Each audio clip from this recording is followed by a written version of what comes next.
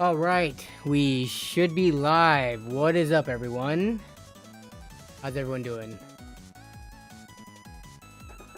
Man, 3 weeks since the last stream. Feels like such a long time. Hope you all have been well. We got a fair amount of people in the chat already. And we got the membership renewals coming. We got Sir Lancepot right there with the membership renewal. That's 21 months in a row. Dang. Okay, let me do the replays for some of these that happened just in the last week. Lots of renewals. While we just hang out here and kind of get caught up a little bit, you know?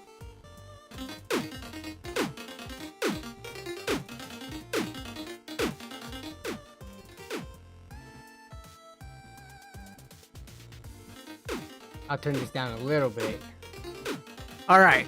Okay, so let's see who's here first. We got Stang 2007, who was first today. Craig Lilly, where you at? No, but then we got Kale 130, as always. What's up, Kale? We got Kevin Ngo. Chris from Coalition Gaming. Great news for LTX goers. Yes. I want to talk a little bit about LTX and then see who all here is going. But then talk about what I plan to do at LTX, which is coming this weekend. I'll be going up on Friday. But yeah, then we got Craig Lilly. We got Justin Alexander. What's up? What's up? We got Zia. We got Shane Eslick from Down Under. We got Jason. Jason will be joining me. We will be driving up together from Seattle. So yeah, Jason's gonna be staying at my house tomorrow night. We got Colin Schultz. What's up? What's up? Demon Mitt, Ransacked, David Esquihua, Kylo Green. How was my trip to Japan? It was very good. That was 2 months ago, but I never ended up putting too much of that in a video. So I don't know. Maybe I'll do like a Japanese recap thing, or maybe I'll do it during one of the streams. But yeah, it's just it wouldn't be a video that performs well on my channel if I did do like a Japan vlog type thing, unfortunately, because everyone that subscribes care about the tech side of things. But yeah. Demon Mitt says, it's been a hot minute since I caught a stream. How's things going? Yeah, and it's been a hot minute since I last streamed. I missed 2 weeks worth of stream, which isn't usual, but we kind of had a family emergency thing. My stepfather actually had a heart attack, and then he was in the hospital the day, so 2 Wednesdays ago. He had a heart attack in the morning, so that evening I was basically at the hospital, and then the next week that followed up, he got discharged from the hospital, and then we had people come over to the house.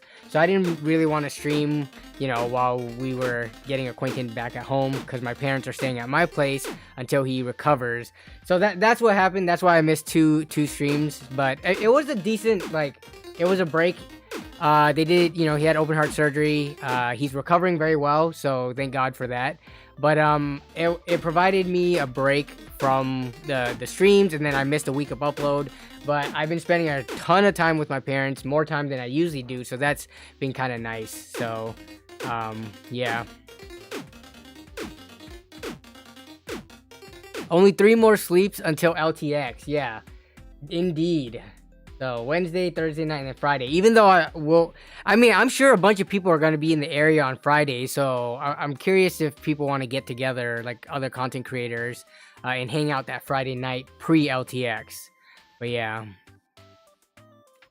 Hey, what's up, Mr. Clyburn, aka Joker? N2 Tech says, Danny, you think you will ever buy an electric vehicle? Yeah, actually, my wife and I, we're pretty sure our next vehicle is going to be an electric one, but I really don't want a Tesla, so I kind of want to wait to see the other manufacturers bring more fully electric cars to the market. I thought I would have wanted to do one of those kind of like RAV4 Prime type vehicles that has a dedicated full electric for a certain number of miles, then do gas. But then I thought, nah, I hate going to the gas station. Going to the gas station is one of my big pet peeves. So yeah, just going fully electric, charging when you're at home, having a full, you know, full topped off battery by the next day, that is what we're going to be going for.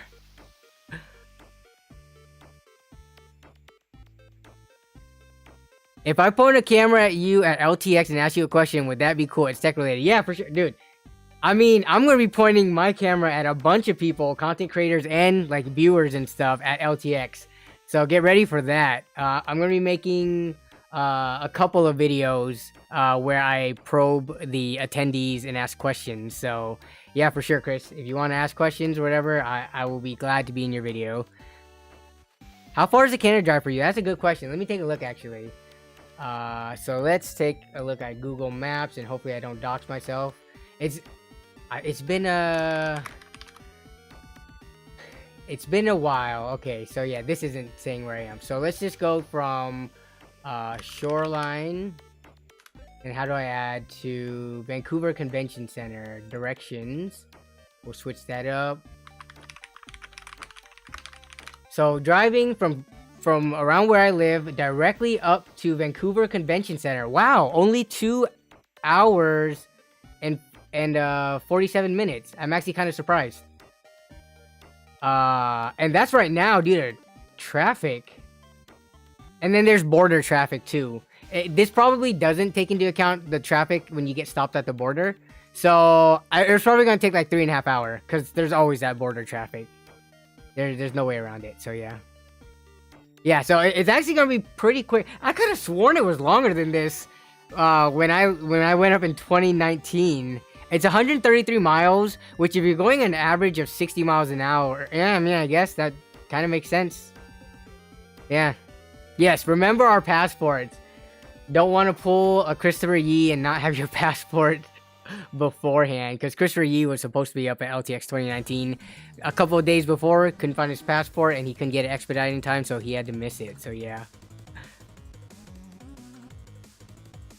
Did we take... I don't think we took 6 hours in 2019. Why did me and... Oh, I think me and Ozzy took a while because we tried to grab some food and then we stopped by my house. That's why it took a little bit longer. What is LTX? So LTX is Linus Tech Expo, aka an event put on by Linus Media Group. And it's just a convention for computer, PC, hardware, tech lovers, things like that. So it's just a convention, but it is fully run by Linus, and you know, Linus Media Group. It's not by some other like big company that puts it on, which is kind of crazy. As I mean, I guess we can't say they're just a YouTube channel anymore, right? They're a huge company. So yeah, they put it on for the viewers and content creators to come up, get together, and they have a bunch of stuff. Let me see if about LTX. So yeah, if you go to the website, I'll post it here. But if you go here, so we got Greg. Does it have any other photos? No, this is it. Greg gets to be in one of these, and I'm not sure who these two people are, if they're other content creators or attendees or staff or what, but yeah, dang, Greg got the spotlight on this one. This is the only photo on the about page. Let's see, Expo. If we go to the Expo and booths, yeah, so there's a bunch of information here. How many years have you been doing it? I actually don't remember. When is the first LTX? The first LTX. I mean, I think they're definitely in single digits. What is this, like their third or fourth? They've expanded really quickly, like from what, 2017 or 18 to 19 to even now. It's been getting way bigger every single year. So hey, what's up, Anthony? If you go to LTX, will you bring back cotton candy flavored craft dinner ketchup chips? So ketchup chips we already have here in the States. I actually just had ketchup chips the other weekend when I got together with some friends, and I do not like it. Salmon candy. I don't know what salmon candy is. I'm assuming you're not talking about Swedish fish. But what is candy flavor craft dinner?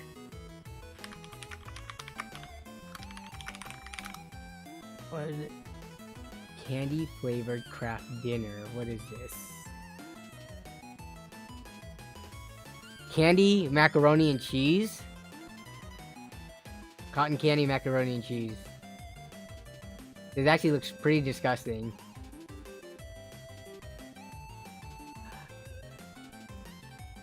Maybe we see this. 2017 was okay, yeah. So it's 2017, and I think didn't they have the first one in like their own parking lot right outside their headquarters? I'm pretty sure it was 2019 might have been the first year they did the convention center, but yeah. Chris link. Oh, I gotta log into Discord. Give me 1 second. I need to go on the Discord on the browser. Open Discord in your browser.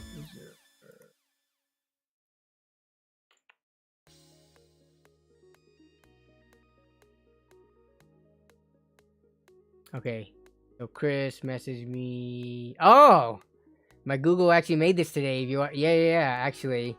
How does this work? Is this gonna show? All right, so we'll actually take a quick look at Chris's video if this works. Oh no, it's just a slideshow. Okay, not giving me volume. Also, why is it? Give me 1 second. Yeah, it's not letting me like fast forward and stuff. Oh, here we go. This airport's pretty cool. Okay, airport, some Canadian coins.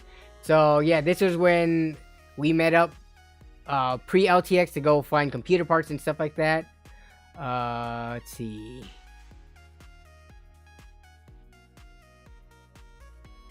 Victor Cat says back at it again with bad sleep, 3 a.m. Where are you in the world where it's 3 a.m. right now? Hey, what's up, M. Taufik? Let's see what else we got here. So we got some pictures. Come on. Hey, Danny. Oh, it's so loud. Hit 100K. I apparently not. Wait. Hey, Danny. You just hit 100K. I apparently not on my app, but apparently on other people see that on YouTube. Yeah. Congrats. Okay, so apparently when I went to LTX 2019, while we were there, that's when the channel hit the first 100,000 subscribers, which is kind of crazy to think about it. And I didn't know about it because my app didn't reflect it, but apparently on YouTube it showed it. So yeah, 4 years later, we're going back, and definitely have, you know, the channel has grown since then. And a good thing about growing is you catch the attention of companies, because those companies were able to send over some stuff for me to actually be able to give away at LTX, which I'll go over in a little bit, but I just want to hang out for a little bit more before we actually do that. So, okay, so there's that. This is when we were building the PC in the Airbnb at like this tiny table. Yeah, dude, that's such a fun weekend. This year's gonna be different though, because Linus was able to get basically, I feel like he was able to get everybody hotel rooms. So we're not Airbnb-ing, and everyone's got their own hotel room and stuff like that. So I hope everyone still does have a chance to hang out though, in the after and before hours. But yeah, here's a panel that they had. So yeah, this is pretty much what LTX is. There's the Bauer. Here's just us with Nick. Here's the conference room where we record our video. So yeah, good stuff at LTX.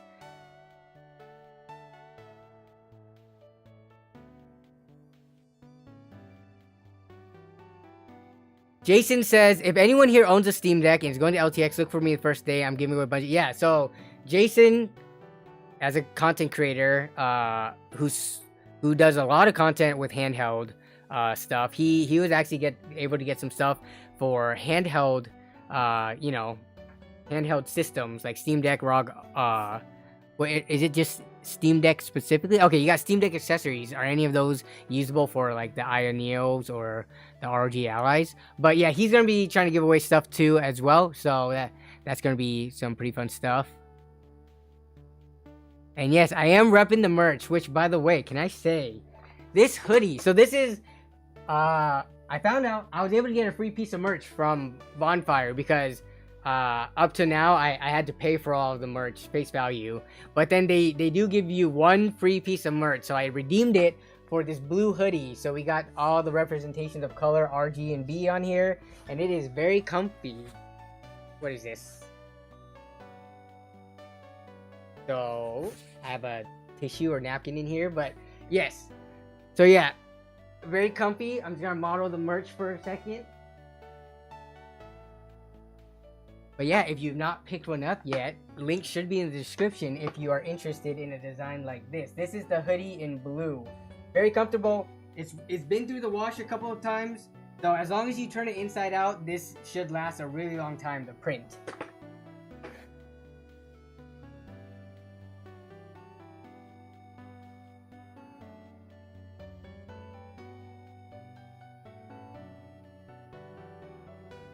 Handy, holds tissue and lotion.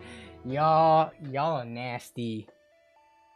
Why is the PSU shortage still so bad? Are Japanese capacitors just so hard to come by? That's actually been something that I've been trying to find an answer to as well.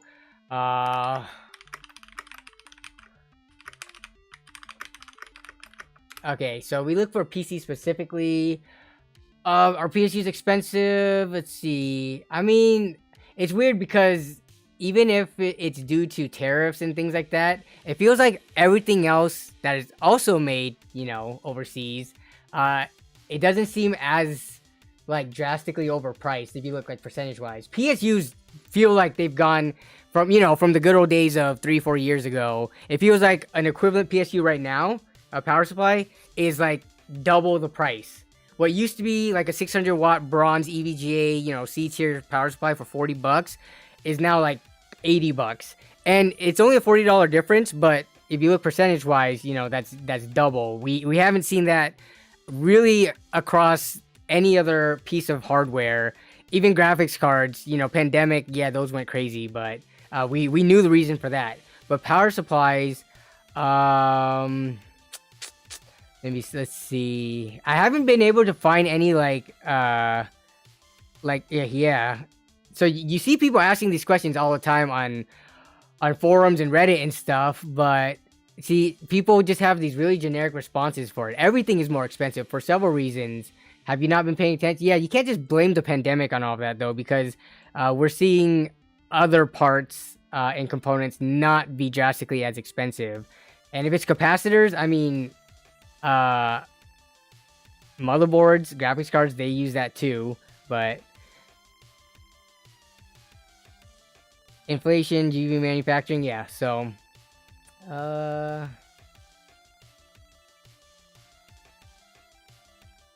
someone is saying maybe it's because PSU regulations actually got more strict, but I'm not sure if I've seen evidence of that. Tinfoil hat, PSU companies are colluding together to raise pricing like RAM manufacturers did in 2018. Yeah, but the thing is, when the RAM manufacturers did it, they were called out like quite a bit. You were constantly seeing articles from tech news outlets talk about it, but I mean, I'm not seeing any like ignoring, yep, power supply. I'm not seeing anything that's like concrete in any of these the Google searches that are coming up for it. So it might be something else, but maybe at LTX, if I can talk to any of the manufacturers that's going to be there. I know Corsair is going to be there. Seasonic, I know they're a sponsor. I don't know if they're going to have a representative there. So yeah, if there's anyone from the industry that's going to be there, maybe I can probe them and ask the questions. But again, I've mentioned this before. Power supplies are expensive, but I mean, we've gone through much harder like price hikes in the past, and I think the graphics cards, you know, were one of the worst ones, where people were literally paying for like a 3060 Ti. I've seen people say they paid like $800-900 for one during the peak of the shortage during the pandemic.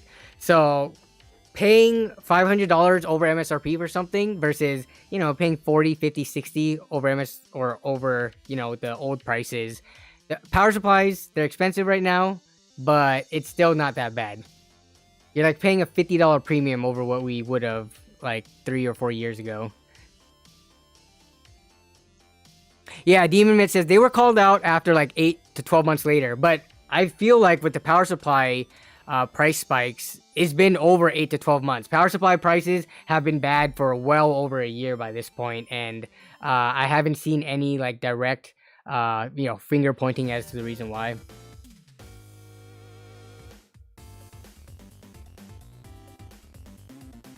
What's the big computer store in Canada? Any Canadians here? I forget.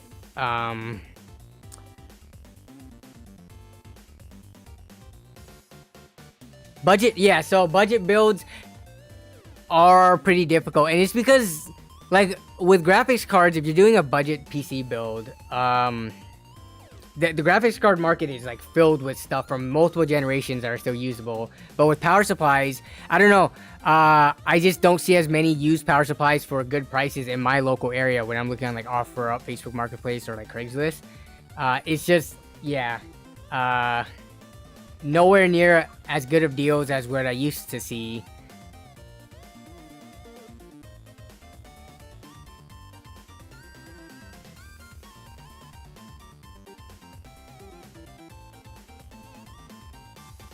Victor Cat says, at least my dad got two 850 BQs from EVJ for like 80 USD total. 80 bucks for two 850 BQs. That's a really good price. 40 bucks a piece. From EVGA. I'm guessing that you might be talking B-Stock? Which, by the way, anyone been checking EVGA B-Stock recently? Let's see, EVGA B-Stock. I don't check them all too often now, just because, I don't know, it feels like their stock is dwindling. Like, or their inventory, rather. So we're at B-Stock, and then do they even promote Midweek Net Madness? EVJ Midweek Madness. Yeah, I don't even see a thing for it anymore when we look on the browser, so it's just B-Stock. Which these two are the exact same thing. Okay, so we were just to take a look at what EVJ has. When is the next no PSU giveaway? I'm not sure. Oh, I've actually done one power supply giveaway, and that was in conjunction with Seasonic for their Focus Gold line. That was like years ago. But I will be at LTX. I will be giving away something better than multiple things better than power supplies, actually. So let's see. Hey, this actually does not look like too bad of a deal. Supernova 650 GT for 35 bucks. Fully modular.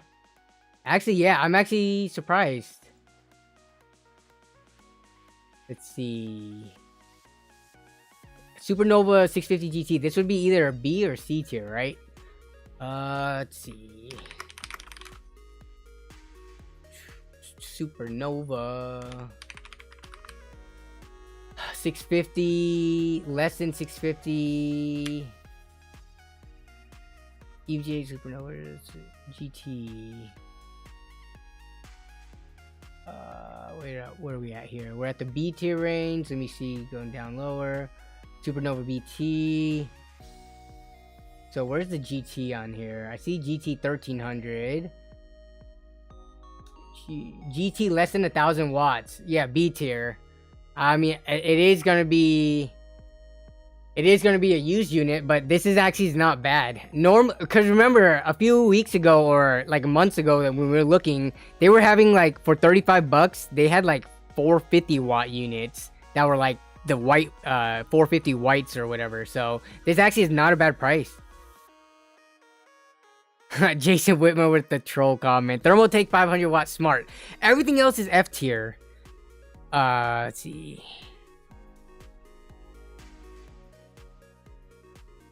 FG204 says super off topic, but no. Yeah, so what's it called? There's a pretty big super fight, right? Crawford.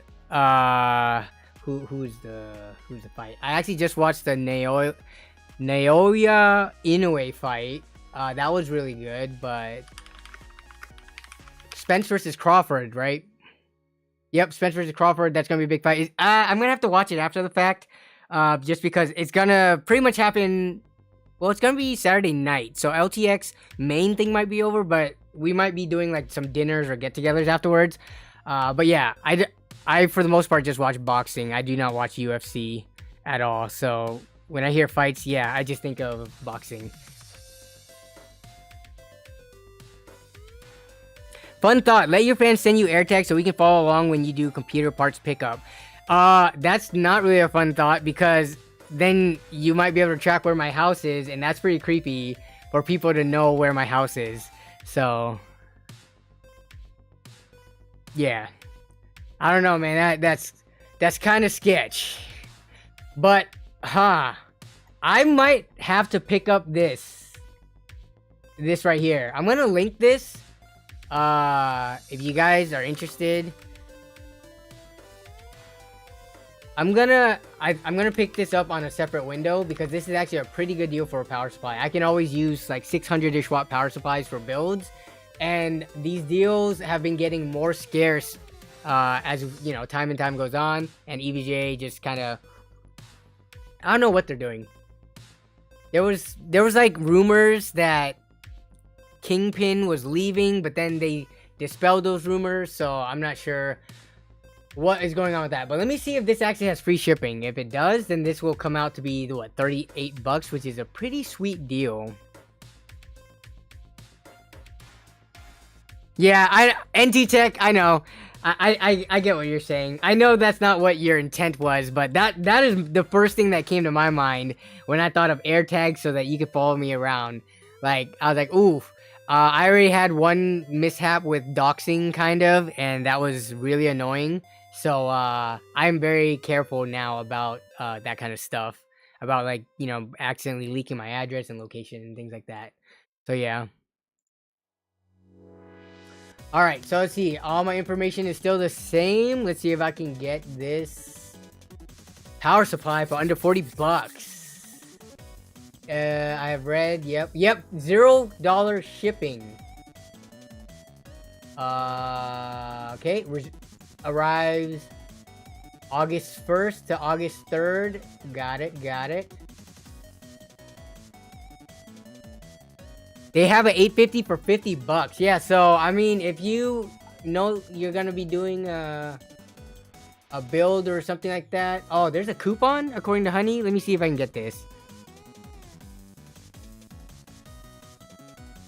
Can you start AirTags at a certain location? Aren't AirTags just, like, there? I wasn't aware that you could... I guess you could turn it on and off, right? But... if you forget and then you go home, then you're kind of screwed. Nope, no promo code works. But, I mean, I can get this for $38.66, which I'm gonna do. See if I can... okay. Get this real quick.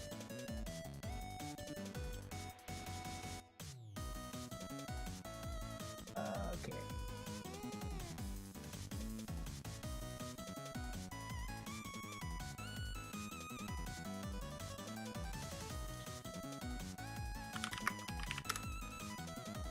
Okay. So, here we are.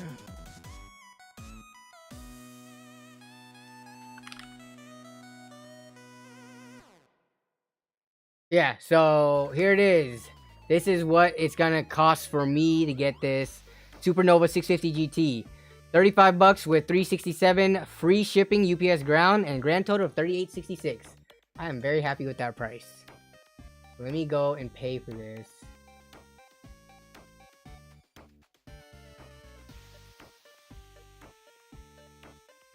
Realistically, isn't 650 watt the most you ever need? You could actually run 650 up to pretty high-end cards, and be fine.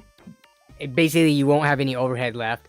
But, yeah, most people won't need more than 650 watts. I'm sure, I wouldn't be surprised if you can run, actually, so then you're limited by the connectors, and unless you want to use splitters and kind of do that kind of sketch stuff. Yeah, so...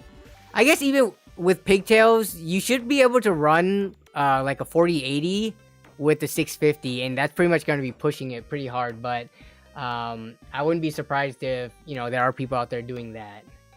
I mean, this is a B tier power supply. It is very much, you know, accurate in terms of what it's rated for. So in terms of the 12 volt rail, which is what you're going to care about anyways for the graphics card, so that should be fine. Yep. Complete purchase.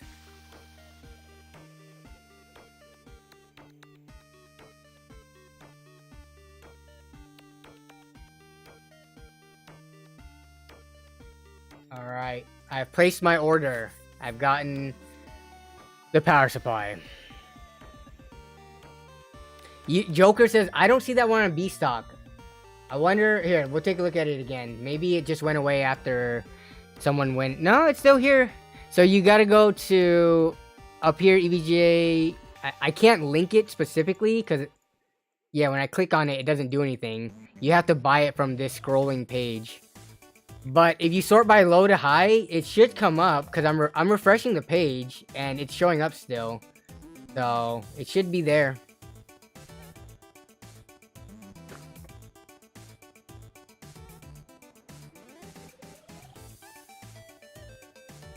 Okay. All right. So let's see. Tonight's gonna be a pretty chill stream. It's the first week back. I didn't want to do too much.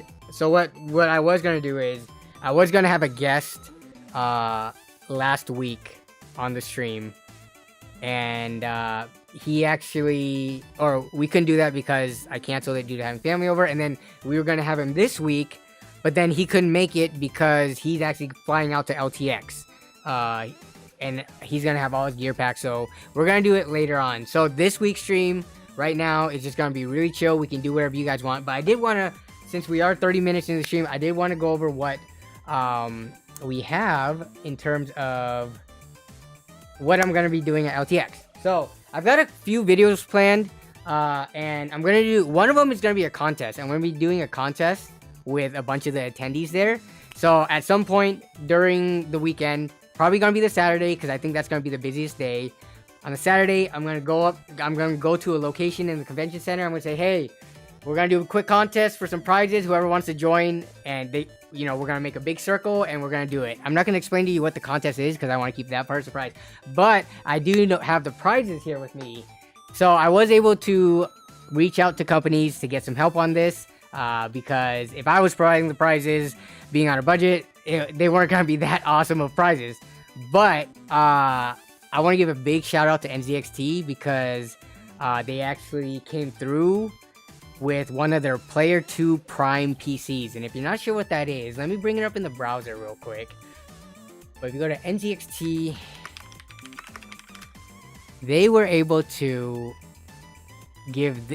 send me over this as a prize for the winner. So this is going to be, I'm going to be giving one of these away at LTX to one of the live attendees there. And so if we look at the system, it's a Player 2 Prime. It's got a 5800X in it. It's got a 4070 Ti. It's got 32 gigs of RAM. 1 terabyte drive, 750 watt power supply, B550. This is a pretty decked out system, I would say. This system is better than my personal system. Let's just say that, okay? So this is the system that I'm going to be giving away for the first grand prize winner of the contest. And yo, NZXT is awesome. I literally asked them about it at the beginning of this week, and they were like, you know what? Yep, we're going to help you out. And they sent it over next day shipping. So I have it with me right here. The system is fully built. This is pretty heavy right now. There's a fully built system in this box. So I'm going to have to carry this around until it's time to do the contest at LTX. But yeah, this is going to be really fun. So that's the grand prize. But not only that, LTX sent over some additional stuff. So they sent over their full audio system. So we've got the relay subwoofer. And all of this, they basically sent over a whole streaming setup, and this is gonna be for like a second or third place prize. They sent over their Switch Mix, which is like a mixer with volume control and a headphone stand. They sent over their Capsule mic mini. They sent over they sent over their relay headset with a mic, and then they sent over their kind of like what do you call these types of speakers? These are relay speakers, but it's kind of like, they call them like bookshelf speakers, right? Or something like that. But yeah, so this audio, all this streaming gear, I think it's like, I don't know, like $500-600 worth of gear. So that's going to be one of the prizes as well for the weekend. Yeah, NZXT is definitely branching out into the other peripherals. So that's not all though. I was really trying to hook people up, okay?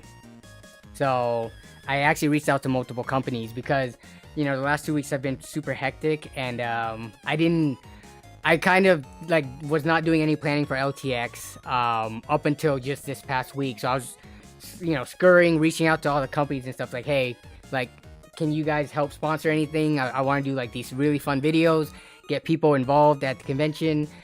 So I figured the companies were going to say no and, you know, basically deny me or reject me or whatever. But so I reached out to multiple companies in case I was getting denied from a bunch of them. And then like hopefully one of them like was able to send stuff over. But I also reached out to NVIDIA and they were able to hook it up as well. Them and Zotac, they were able to get a graphics card. Now, I know some people aren't super happy with the 4060, but I mean, if you could win a free 4060, wouldn't you want one? Like, I understand people don't think it's worth $300. I mean, for me, the sweet spot for a 4060 would have been $275. But if someone walked up to you and was like, hey, you want to win this real quick? Are you really going to deny them and say, nah, that's such a crappy graphics card? No. Like, as a product, it's fine. As a price, you know, that could be up for debate. But, I mean, I think most people would be happy with winning a RTX 4060. And if they don't want to win it, then, you know, we could just get it to someone who does want to win it. So, yeah. Yeah, free is a great price. Free is a really good price. So yeah, I mean, I've got all this stuff. We're gonna be going up to LTX and then, you know, trying to find some people who could use PC upgrades, do a little fun competition, and then get it out to them. So, yeah. Yeah, free seems like it would be okay for the money. Realistically, though, I'll ask again because we've already had this discussion when I first, you know, had my RTX 4060 coverage. What is the highest price you would be happy with the RTX 4060 8GB being? For me, if it was $275, I'd say I wouldn't have, you know, complaints. I think like Hardware Unboxed, they said $250 would be a good price for it. Like, that's a good price for it, not just like a decent price. So, I haven't read the chat yet, but I'm going to let it roll for a second. If anyone says under $200, I think you need a reality check. Because I don't think you understand the new GPU market and what a $200 RTX 4060 would mean. But let's see what we have. People say 240. I think 240 is pretty fair. 250 is pretty fair. Jerome says 250. I'd pick it up. Yep. 250. Okay. Okay, Magnus Nielsen, come on, $200. If this was $200, it would be like, I think it would be way too good a value than any company would want to give consumers, right?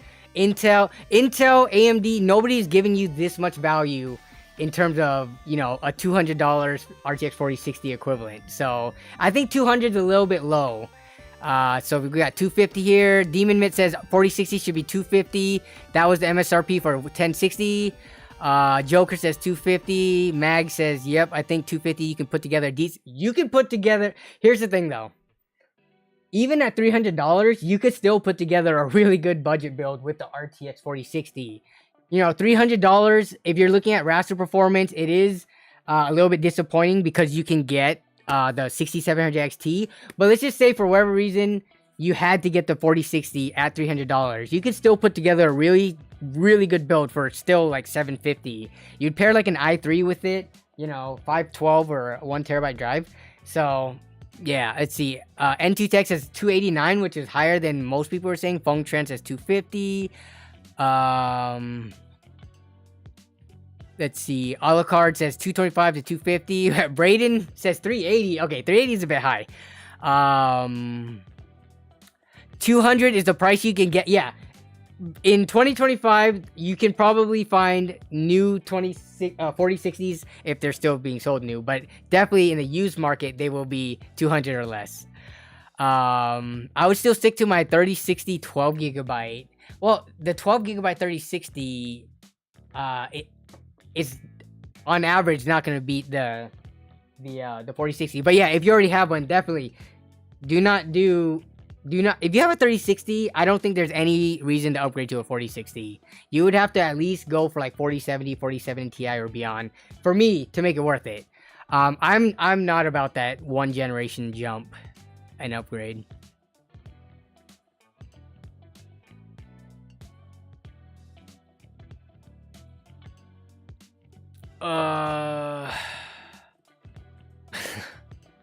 Jason Wimmer says, my favorite tech tuber said it's garbage and 9 up VRAM, so I'm gonna say I wouldn't even take it for free. Yeah.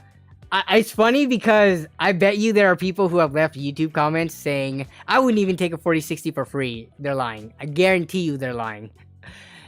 Nobody would pass up a graphics card that could play modern day games pretty well for $0. No one's gonna pass it up. Mood Chain says 5600X and RX 6600 XT combo for a budget build. That's a perfectly good combo. You can also go for the 5600 if you want. I think shoot, what's the price on those right now? Let's take a look at our good old friend Amazon.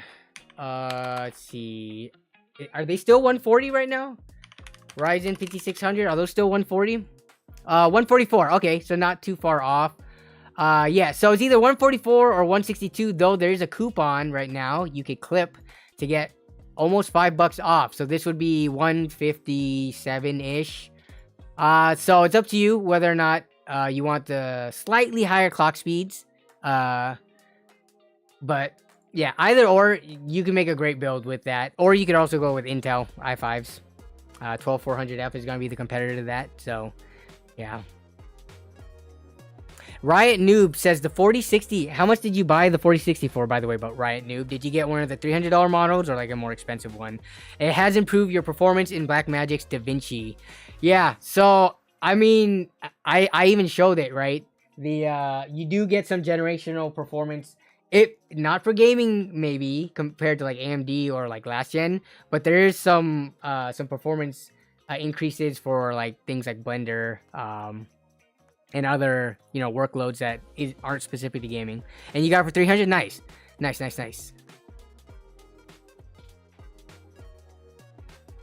For those who have a Micro Center near you, there's $15 off, $30. 15 off 30. Nice coupon. Good for SSDs and RAM. Yeah, for sure. I mean, it would be good for even motherboards or CPUs or any. You get the most benefit because it's 50% off the closer you spend to $30. But if you just need to buy any hardware, the free $15 off is always nice.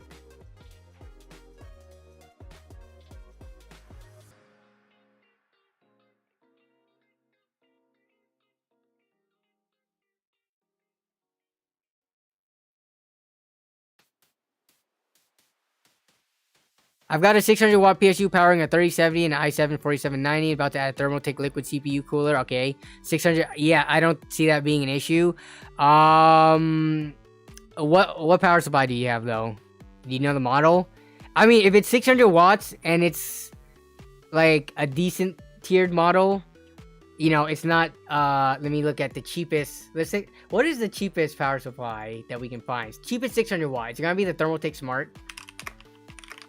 Let's just do a fun search. Actually, let me take a look at the information on the sticker here. So, yeah, see, so the Thermaltake Smart 600 watt isn't really a 600 watt power supply. By most, like, common, like, good power supply standards, more people would see this as a 500 watt because you are getting 105 watts from the 3.3 and 5 volt rail. What you care most about is that how much power can be delivered through the 12 volts there, which this is 504. So if you had this power supply, I'd say you're going to be pushing it really close. But what is, yeah, like let's say if you had the Apivia Spirit. I don't know anything about this power supply. Let's see what this has. This is, it's saying it's good for 45 amps on the 12 volt rail. So that's 540 watts. But still, $34 for a 600 watt power supply in this day and age. This is questionable to me. I don't even know if the Spirit, I don't think this is even on the tier list for you to be able to look it up. So if you have a decent power supply, 600 watts, I don't think it would be an issue. If you have this thing, or like something like this, I would say that is, like Elon Musk would say, concerning. Citrus just popping in. What's up, Citrus? How you doing? Thank you for popping in, by the way. Long time no see. Need gold rating on a power supply? You really don't. When it comes to the power supplies, so maybe Demon Mitt, do you know of any white rated power supplies that are B tier? Maybe C or B tier? I think there's probably some that are C tier, but any that are B tier, I'm not sure if I've seen any like A or B tier power supplies that are lower than bronze rating, which, guys, the gold, silver, we don't even see that many silvers, to be honest. It's like gold, bronze, or titanium or platinums or whatever. That's all just efficiency. That had nothing to do with the quality of the power supply. You can have a crappy, like low quality, burn your house down, gold rated power supply. Do not be fooled into thinking a gold rated power supply is good. Yeah, 80 plus rating is efficiency, guys, not quality. Yeah. McDude, do you have a Corsair 80 plus gold? Which one were there 80 plus unit? Is that like the CX? Let's see. Corsair 600 watt 80 plus gold. Let's see what we can find. It's the SF 600. Okay. Was it just the SF series? Okay. So where's the SF on the, where is it? I think you'll be fine, but let me make sure.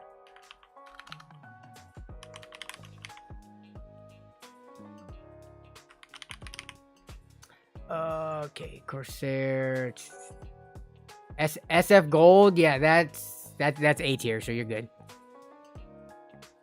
Thermaltake GX2. Yeah, so that's also from Newegg, right? I could have sworn I was looking for GX2s. GX2s, they've been pretty much pretty consistent in price. I think they were usually around 60 to 65. Oh, they got them on Amazon too. Let me see. Okay, so they're 65 on Amazon, and let's see what they are on Newegg. I remember they were going in and out of stock a little bit there. So 65 there as well. So yeah, this is probably going to be one of the better deals. Like I said, 80 and this is gold, which, I mean, again, this is just a C tier power supply, but I guess it's efficient. But just 600 watt C or above tier power supplies, you're normally looking into like the $75-80 range. So this is actually a really good price here for anyone who needs a power supply. But I mean, I'm gonna put my money on the EVGA B stock for now. I need to test this because, yeah, I don't want this thing dying less than a year from now because I didn't stress test it and be out $38 from EVGA. I would say this is the one to get if you're on a pretty tight budget and need over 600 watts. But yeah.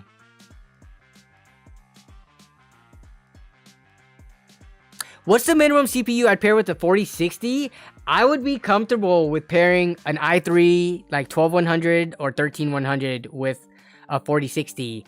When you talk about minimum here, I mean, I would be almost comfortable pairing like a 10100 with it, to be honest, or a 10400. How much are 10400s going for?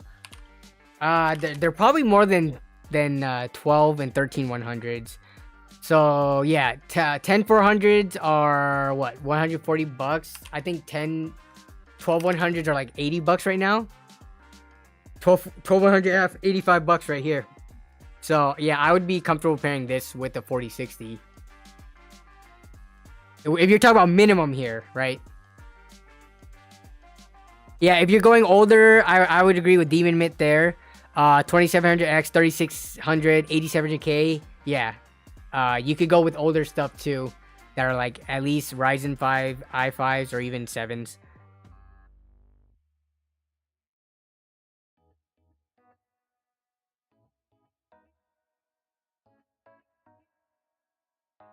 Well, who had the question? Is there any reason to get a B450 rather than B550? Yeah, exactly what Jason Whitmer says. Price would be the only reason to get a B450. you're gonna the in terms of the used market, because B450 has been around for a lot longer, you're gonna be finding more used deals on them. If we just take a look at B450s, if you wanted to buy them brand new right now though, let's see what we got. DS3H. Okay, let's see what a B550 DS3H costs. So B550 DS3H is 90 bucks. I mean, it's a $10 difference. So and then this one is, they're both DDR4. So yeah, at that point I would spend the extra 10 bucks. I would only go for B450 if I'm getting like, maybe if this was like 20 bucks cheaper, if this was like 70 or something. I guess you can get a used one down here for 70. B450 super long term, yeah, basically when AM4 is really out of, like, when they've stopped production on the motherboards and stuff, long term will be more valuable, can do 1st to 5th gen support.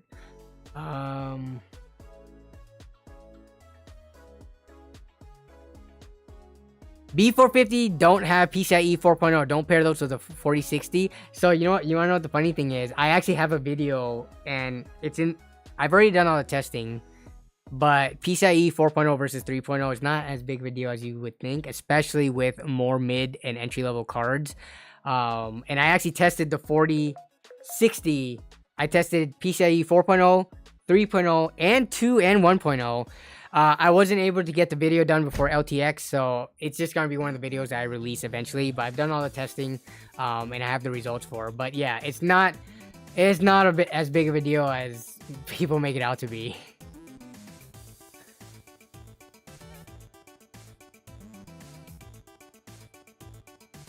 A-Per says, I just want to play Valorant. If you just want to play Valorant, you could buy an Optiplex and throw in the cheapest graphics card you can find. Use that same power supply, assuming you have like a low power graphics card. And you can play Valorant at 100 plus FPS. Valorant, let me see. See, this is what you need to do. So Valorant, $200 PC. Let's see what we can find. Okay, maybe not. Valorant, okay, here's a 750 Ti. And then an i5 2400. Can we find a video of this? Hey! Alright. So, you should be able to build a system in this day and age that has an i5 2400 and a 750 Ti in it for around... I mean, if you're really good at deal hunting, you can get this for like 100 bucks. But the thing is, the 750 Ti, people actually find it to be a very valuable... It's a very nostalgic, like... It's kind of a legendary card, but it's really not worth that much in terms of how powerful it is. But we've got a 750 Ti here, super old card. We got a really, really old i5 2400 here. You say you just care about playing Valorant. So let's take a look at what kind of performance we get in Valorant here, right? Please. Okay. Last player. Perfect. All right, so look at this. If you're just playing Valorant, this person's got 140... Okay, over 100 FPS. It's kind of... It looks like it's ping-ponging anywhere from 100 to 150. I guess 120 here. I wish they put averages on here. You can play Valorant on this almost a potato of a system. 8 gigs of RAM too, not even 16 gigs of RAM. So yeah, you're trying to play Valorant, you don't need that much hardware. Now, as soon as you throw a little bit more money at it, let's say you build a $300 or $400 system, you could easily get into like stable 150 to 200 FPS for Valorant.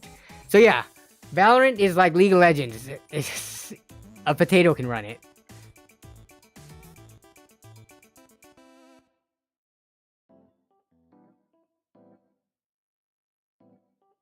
Yeah.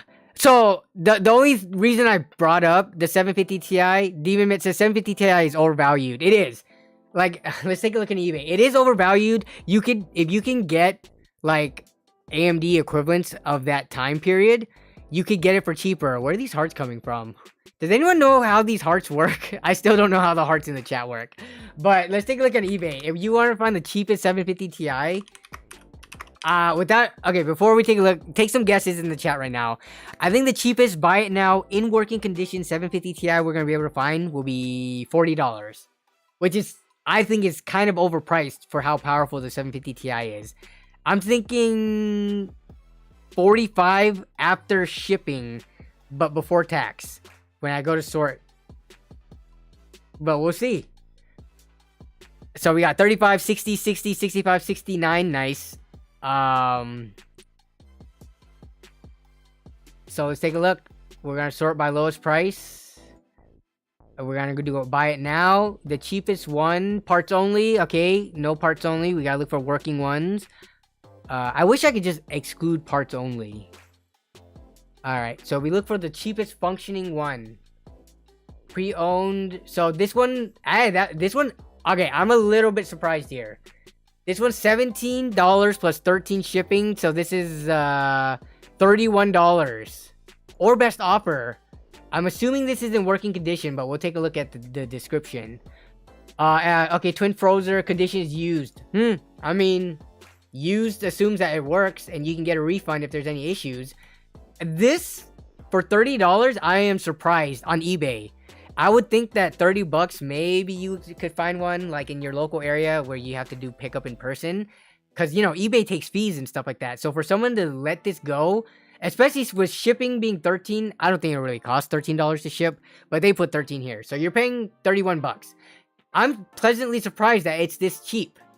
But yeah, you take one of these. I don't know if this requires external power. It doesn't look like it does. So the reason I initially mentioned the 750 Ti is because if you threw it into an Optiplex, it could work without changing the power supply or getting any special adapters or cables.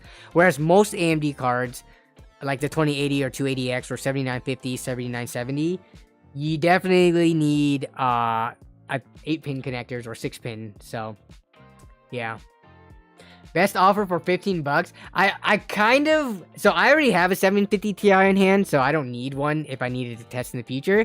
But this card is very nostalgic to me because, you know, around the time that I started doing the PC YouTube stuff, this was one of like the super popular cards. I would see it all the time on Hardware Swap. I would see it all the time in my local area being sold and stuff. Especially this twin frozer design. This card and this design kind of like is very special to me. I almost want to buy it because it's so cheap just to like have, but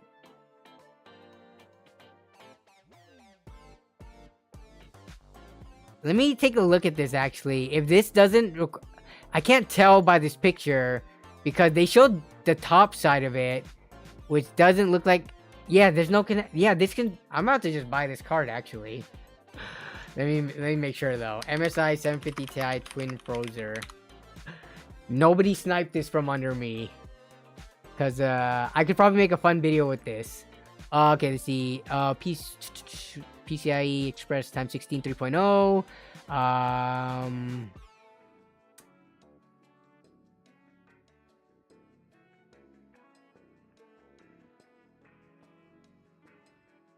Yeah, and then I could do like a cleanup of it and stuff. So let me see. I'd want to see all the different angles of the card. It doesn't look like it requires.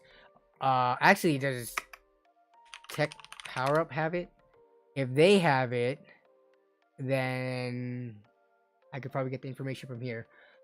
Okay, power, board design, 60 watt TDP. Yeah, I think we should be good. 60 watt TDP. You can get all that through the PCIe times 16 slot. So I'm gonna buy this. Give me 1 second for me to grab this. I'm just making all the purchases today on stream. So let me go ahead and do this. Delivery, yep. Yeah, because if we look at the next cheapest ones, we've got this. Here's some Quadro cards, okay? Look at this one. So, aside from this one, which seems to be like a one-off one, it starts at 40. Here's some Chinese ones. This one's 42 after shipping. This one's 44. So, yeah, my initial guess of 40 was actually a little bit under. Like, 750 Ti's, for the most part, are going for like 45-ish plus bucks, which is kind of expensive for their performance. But I just picked this one up for like 31 bucks, so I'm pretty happy about that. 34.45 actually after after tax. So no more random buying. You're married now. You have to submit a form. Shh. Don't tell Melissa. So yeah, that hey, actually I'm like 2 parts into a new PC build. I just got a power supply, even though 650 watt is a little bit overpowered for a 750 Ti. But yeah, I got a power supply and a graphics card. I am like a fourth of the way to a new PC build. Not to a new, but like a new to me PC build. You a hoarder? I kind of am. So, okay. Let me show you guys something. So because of what, because of, you know, I have my family here and stuff. So let me show you what the basement looks like. So I had to do a lot of rearranging, but so this used to be super messy, but if you look down there, I had to clear out space. So all my stuff right here, I've kind of like, I had to gather up, but there's a futon and a medical bed. That's where my stepdad sleeps. So he has close access to the bathroom. And then my mom sleeps in the guest bedroom down there. So yeah, I mean, do I look like a hoarder? If you saw all of this, would you call me a hoarder? Maybe. Maybe.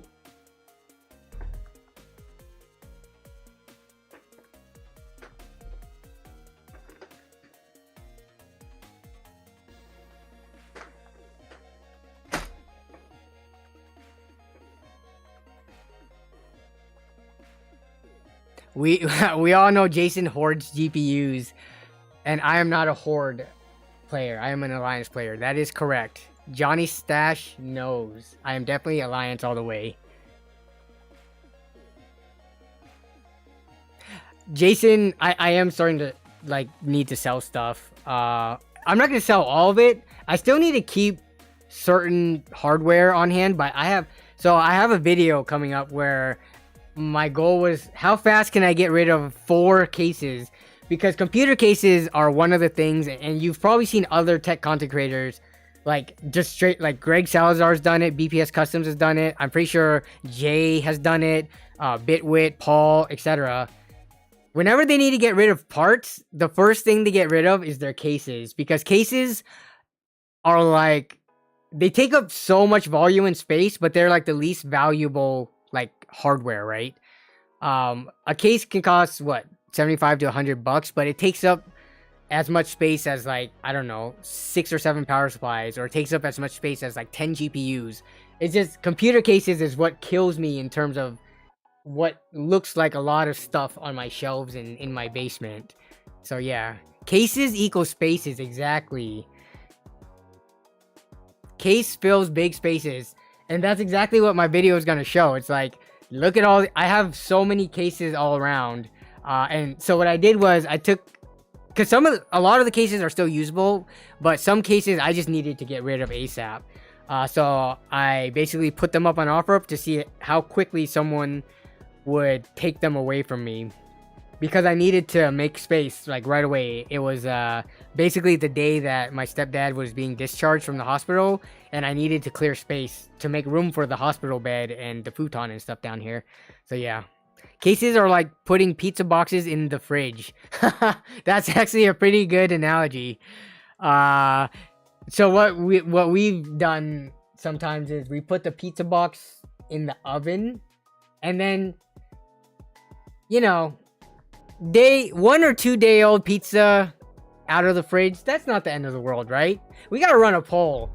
How many people are okay with leaving a pizza 1 or 2 days outside of the refrigerator?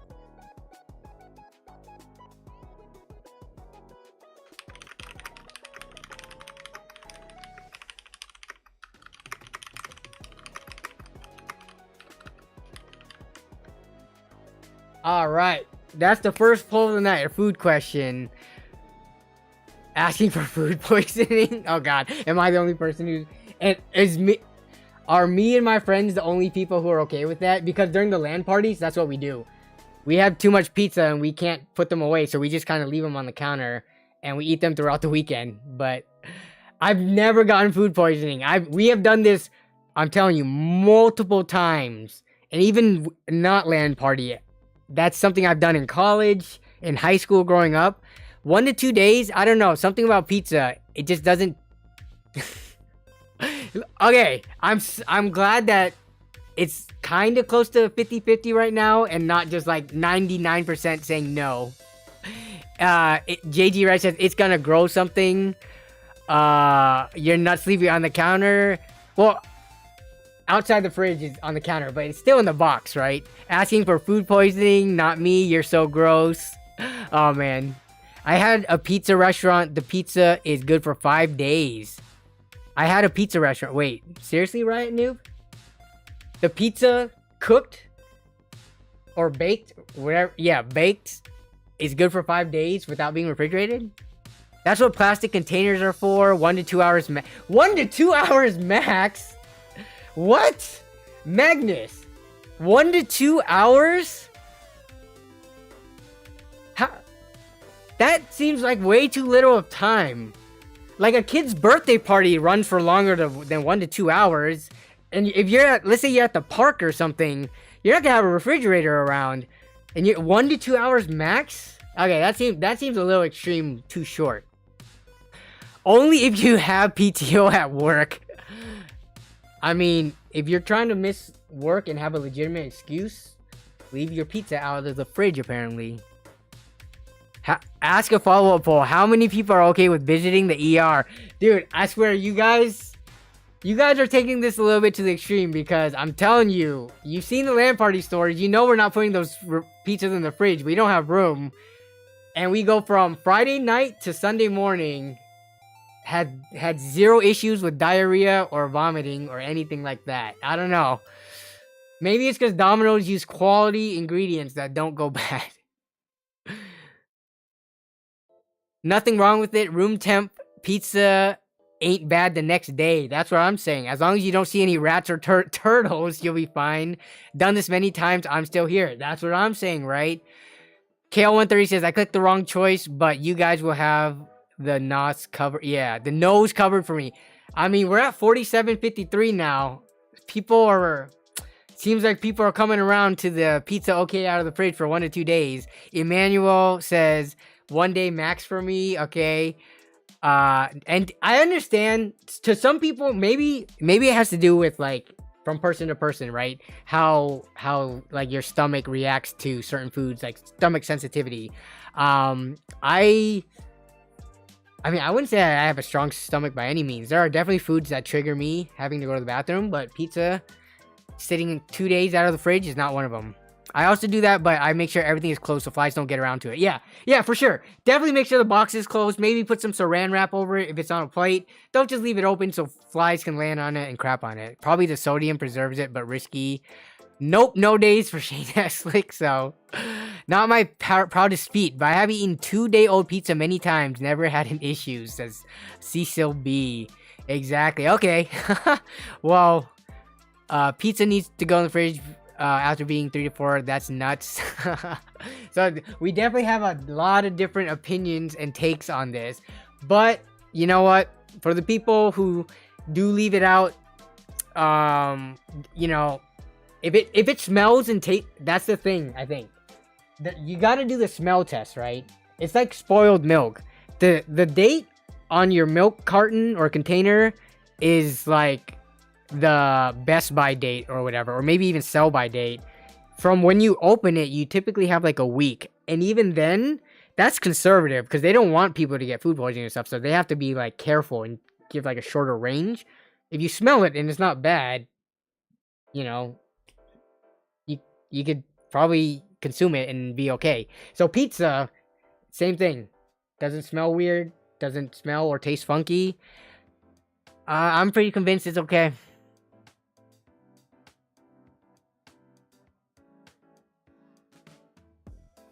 Jason Wimmer says stop. Jason, when you come over, I'm going to feed you 2-day-old pizza that's been sitting out. And it's going to also be Domino's.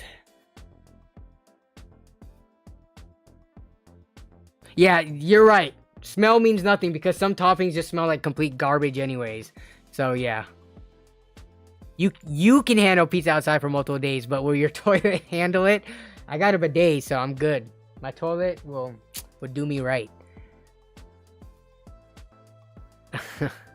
Y'all are nasty, says Demon Mitt. But I mean, we've got a 45-55 split. Pretty close to half is all I'm saying. So, oh, that's a good question, actually. Cores says, may I ask a question? The difference between an LHR and a non-LHR card. So that's low hash rate, and that's basically its abilities to mine. So it's funny because the graphics card that so from the most recent video where I went into the woods and where I was actually legitimately thinking like, dude, what the heck am I doing? Why am I driving this so far out? I mean, for the most part, it's gonna be okay, but people have also been mugged and robbed and even killed for lesser things than $250 or whatever. But so the graphics card that I bought is right here. I actually bought this a while ago. It's just the video didn't release till this weekend because that was when the schedule was open. But this one is LHR. Let me see if I can get it on the box to show. So yeah, LHR right there. So limited, or I guess light hash rate. So there are the 3060 Ti, like this one, they came in both LHR and non-LHR. I don't know if the non-LHR one was available in the US. The only place I've seen it, like when I went to look it up, was on like a European EVJ website. So but anyways, it's just not as good as at mining. I actually haven't looked into like gaming performance. I to my knowledge, it's not affected, but I haven't actually tested that side by side because I don't have two versions of this card to test side by side. But yeah.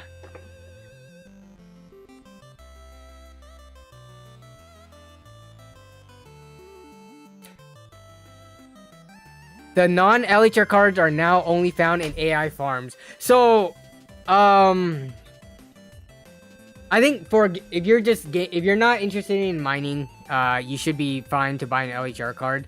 But I had a question I was gonna ask you guys. I can't think of it now. Oh no, it was, and people who are into mining would probably know. But I remember at the time when LHR cards were coming out, I thought people were able to like mod the BIOS or something like that to be able to get around the LHR aspect of it, so that they could still get the full hash rates. Was that actually a thing? I never looked into it that much further because I don't care about mining. But for people who are really into mining, at some point LHR cards were, cheaper. So if you pick this up in the market, were you able to flash the BIOS to make it perform as if it wasn't LHR? It was a software mitigation NVIDIA started adding consumer. It's disabled now? Oh, really? So if you threw an LHR card in, when you say it got cracked 3 weeks after it came out. Okay, yeah, so I thought I remembered reading about that. So, but I mean, right now, do they even have display ports? No, so, wait, LHR cards, yeah. They have 3 display ports, actually. So this card's LHR, and if I can get it to zoom in, you can see there's 1 HDMI, 3 display ports. So, no, if anything, you would think that the mining variants, which would be the non-LHRs, would be the ones that does not need as much display output because they're used for mining. And because it's disabled NVIDIA, but I might be wrong. Yeah, I mean, to be honest, it's kind of weird. This is almost like a relic of, I don't know if mining's gonna come back. Does anyone here follow like the trends of mining and just cryptocurrency in general? Does anyone feel like it's gonna make a strong comeback and even rally to even higher than to all-time highs and stuff, or do you guys think it's pretty much dead by this point? Because yeah, it's kind of a weird thing. Like in the future, you're gonna say like, oh, is that LHR and non-LHR? And some people might not even know what that means because it's not gonna be relevant anymore. Joker says no, it's dead.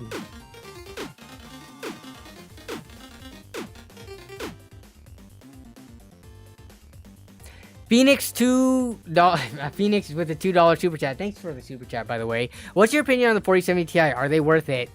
I mean, I've said this pretty much with all NVIDIA cards.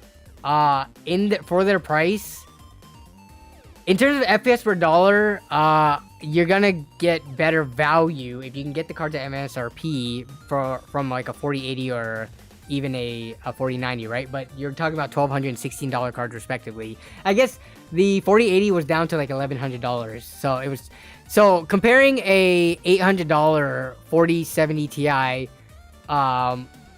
it's hard to say what is worth it to you. Do you need more power? Do you need less power? Do you need the features that it has over the AMD equivalents that you can get for now, I think $800 that perform better? 4070 Ti, I think there are plenty of people out there who would find the 4070 Ti worth it. But if not, you can go for the 7900 XT from AMD, which, what is that discounted to right now? 7900 XT, because those saw a price drop, I believe. $809. So, yeah.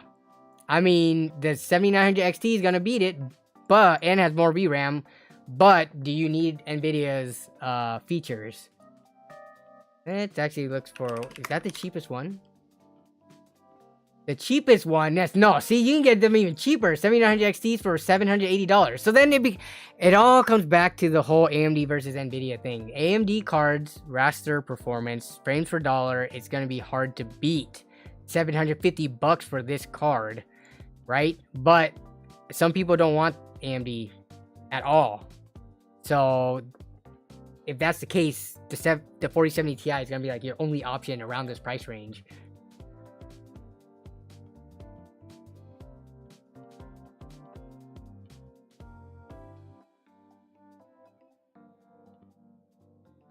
Yeah, unless you need ray tracing, not just ray tracing, but I mean, if you're doing Blender workloads, AI, there's other things aside from ray tracing. Some people do really value DLSS and frame generation, so it's up to you. Honestly, for most gamers, I would think that the 7900 XT would be the better value. For raw FPS raster, but I'm pretty sure the 4070 Ti is still outselling this card, so that tune hasn't changed.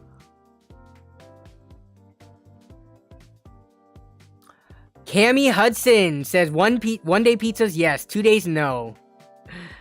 Yeah, I mean, 1 day. If I said 1 day, I wonder if there would have been a lot more yeses on the poll. We can end the poll now. How do I end this thing? End poll. Okay.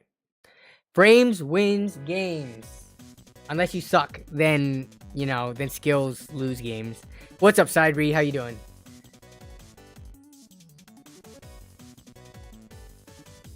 Johnny Stash says, nerd on a budget, what is your favorite CPU air cooler? Dude, honestly, my favorite CPU air coolers are any of the anything that is between $20 to $30 on Amazon. It's just so hard to beat the value.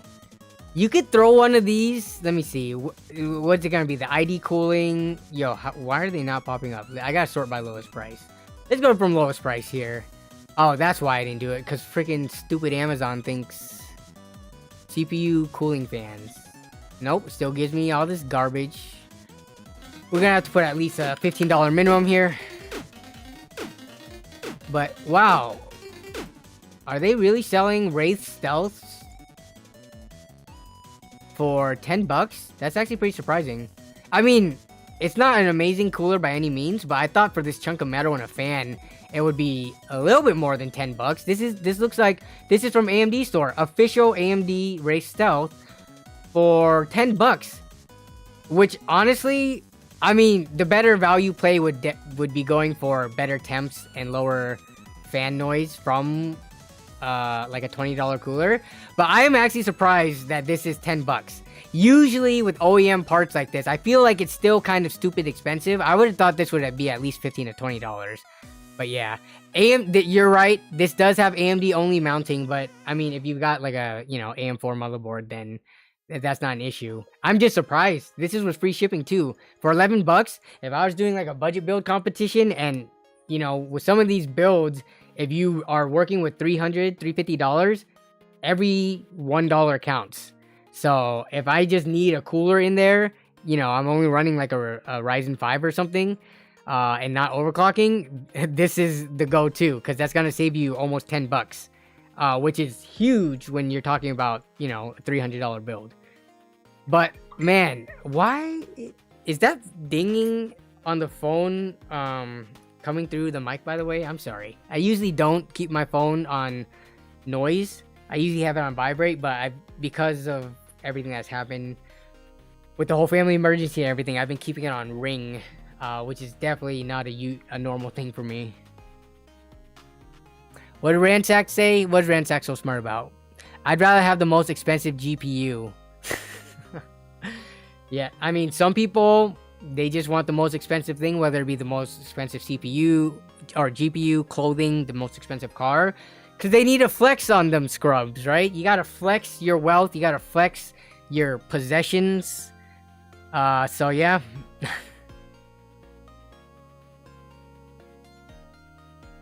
But in terms of, let's see if I can find my favorite cooler right now.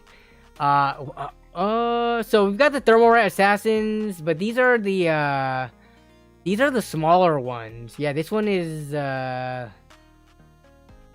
what's the fan size on this one? Is this a full 120? This fan looks a little smaller. No, it's a 92. Yeah, so this is a 92 millimeter fan. It is 4 heat pipes though. These ones would be pretty decent for $16, but wow. Amazon has so much. I'm just gonna put $20 because that's let's do 18. That's pretty much the price when you start. Here it is, Thermalright Assassin. I actually just bought one of these recently. Let me see if I have it right here.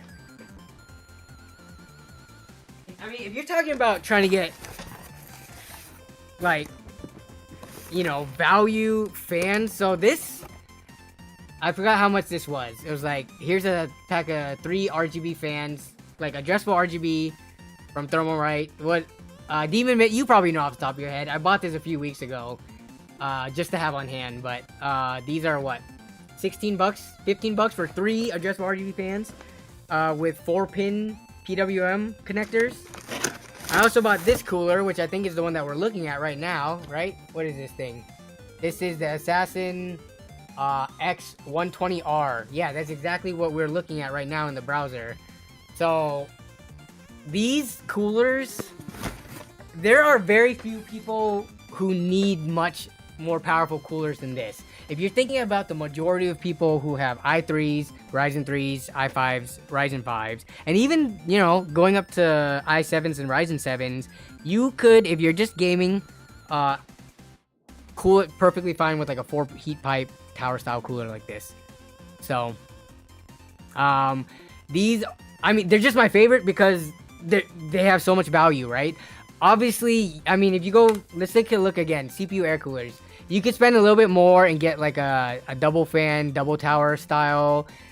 And then you've got these deep cool ones actually look really cool, like good. But I mean, if you have the money to spend, sure. But a lot of these big fatty ones aren't totally necessary. Yeah, you got the freaking $120. You could buy 6 of those Thermalright Assassins for the price of the NHD15. But again, this is a different use case, right? This is if you're running something that's like really hot. But again, the majority of people aren't.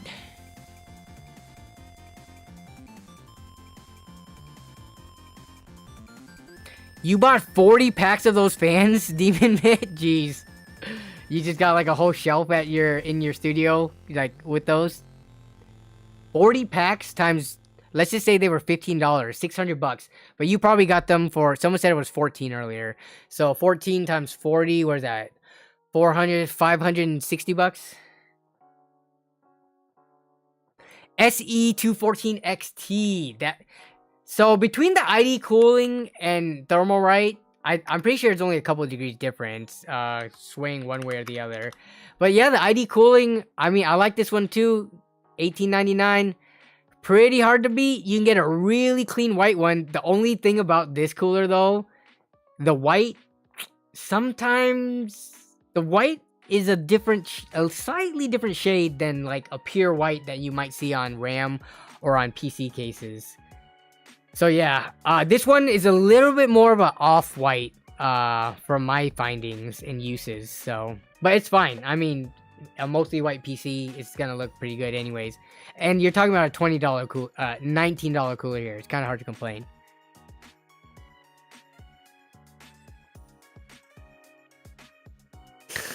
Am I Aryan or something?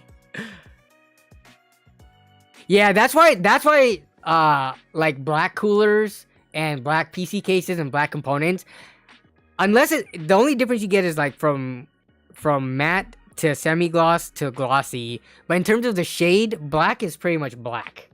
It doesn't look super off when you have like, you know, all black components together. With the white, if you do like pure all white builds, we're talking like all white, it sticks out like a sore thumb when you have like a graphics card or a cooler or something that's just slightly a different tint of white. Oh man, alright, let's take a look at Demon Mit's, where's the Discord? Give me 1 second. Demon Mit's 40 fans. Where did he post that at? Stream submissions. The man wasn't lying. He builds PCs for a living and he got them all right here. Yeah, I mean, honestly, the nice thing about hoarding or like stocking up on things like this is that RGB fans are not going to go down in value. There's not going to be another player that comes into the game that sells 3-pack RGB addressable fans that are 4-pin PWM for much cheaper than $14. So it's pretty much like guaranteed that Demon Mitt is not going to lose money on this investment, as opposed to holding on to other components like motherboards, CPUs, graphics cards. Those are definitely going to drop in price over time. But yeah, dang, that is a lot of fans though. Thermal Right is the budget king PC brand for sure. Also, did I miss? Let me make sure I didn't miss a message earlier. Oh yeah, so Minnow42, and I'm gonna play that again because I think I missed when it came up. Thank you for becoming a channel member. Hopefully you're still here. Sorry I missed it when you joined earlier, but I appreciate it. Hyper 212 Evo. Okay, so the Hyper 212, that was my go-to cooler. I mean, pretty much since I started building computers. And then when I started helping friends building computers, we're talking like, you know, the early 2010s to mid 2010s here. Hyper 212 was like what I was going for every single time I helped someone build a computer. And now it's just, the value is gone. There's so many other companies that have come up that have like displaced it. Let's see, Hyper 212. What do we got here? We got a $40 cooler, which, I mean, honestly, I would argue this doesn't even look that nice compared to like the ID cooling or Thermal Right. Like, to me, this does not look that nice.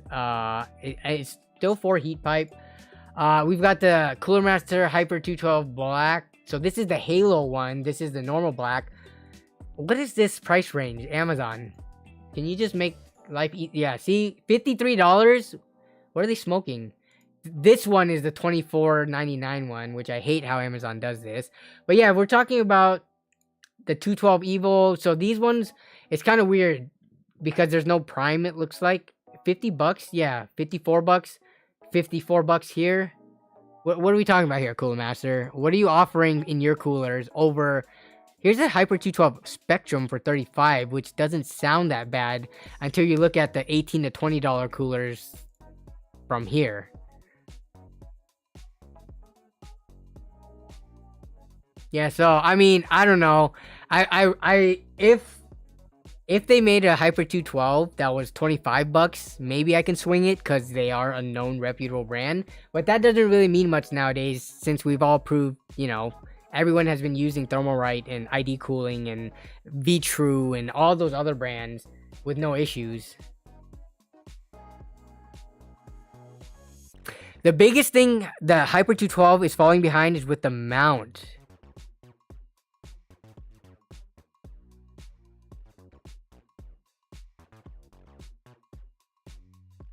Let's see. So, is the mounting still bad? Do they show that in the pictures here? I do hate that crossbar mounting that the Hyper 212 typically has. Let me see. Let me take a look. Hyper 212. What is the newest Hyper 212 version? The Halo one seems pretty new. Let's take a look at if there's a YouTube video showing how it's mounted. Okay. What do we got here? Gear Seekers covered it 4 months ago. So, okay, so... Oh! They're doing it, what other company did this? Was it Vetroo, the V5? Where they have the two kind of like angled plates on the side. Okay. Yeah, I hated that crossbar with the spring thing that the old Hyper 212s had. But this one, there's some of the more budget brands, they've I'm trying to think off the top of my head. There are a lot of companies that are doing this design now, which I think this actually isn't that bad.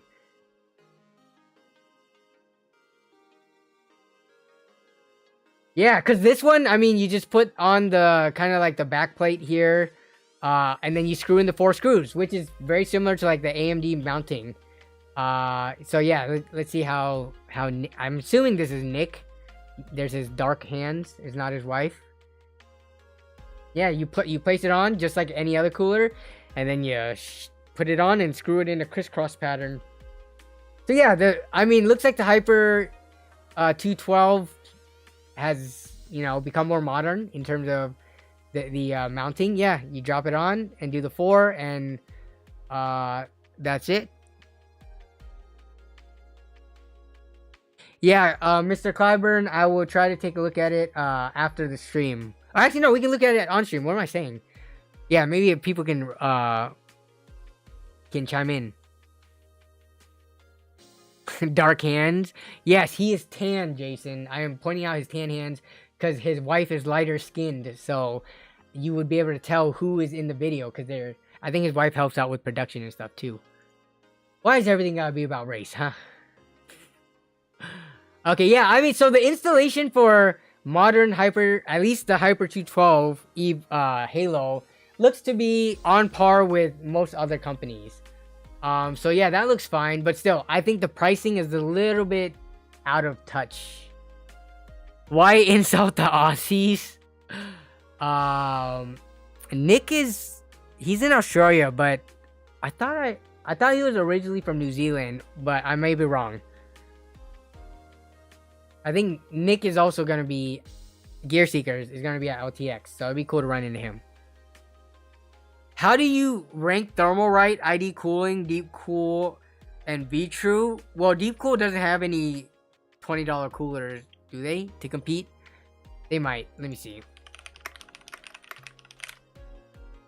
I think they're older. Deep Cool's older stuff, actually. They had older... And I actually have some of these, so what am I saying? Let me see if I can find it. Deep Cool actually has some $20 coolers, but they're very basic and not even RGB. But I guess if you don't care about that. Tower cooler. I actually have a couple of these. So, I mean, between ranking them, you're talking about marginal differences here. Yeah, here it is. The GAMX AG400. But there's these, even the older ones, the GAMX GTs. Okay, I've actually bought quite a few of these. They're supposed to be 20 bucks. I don't know why this one's $55. Deep Cool store, you're smoking something because for the longest time you sold these ones for like 20 bucks. But anyways, yeah, so Deep Cool does have a horse in the race when it comes to $20, you know, 4 heat pipe tower style coolers. So how would I rank them? Honestly, to me, they're pretty much all the same. They all feature very similar designs. I guess in terms of mounting systems, that would be the biggest difference. And I would personally prefer, and most of them are using the 2-screw mounting, like just, you know, 1 forward, 1 back screw mounting. So between all of them, honestly, whichever one's the cheapest at the time, or like if I needed a non-RGB build, I would go for this Deep Cool one because it's fully black. If you have a tower cooler with an RGB fan and you want it to not be an RGB build, it looks kind of weird in my opinion to let the fans just not run any LEDs and be translucent. I think that looks a little odd. So yeah, if you were doing like a pure non-RGB build, I would go with something like this. But if I needed adjustable RGB, rainbow, or whatever, I would go for any of the other brands.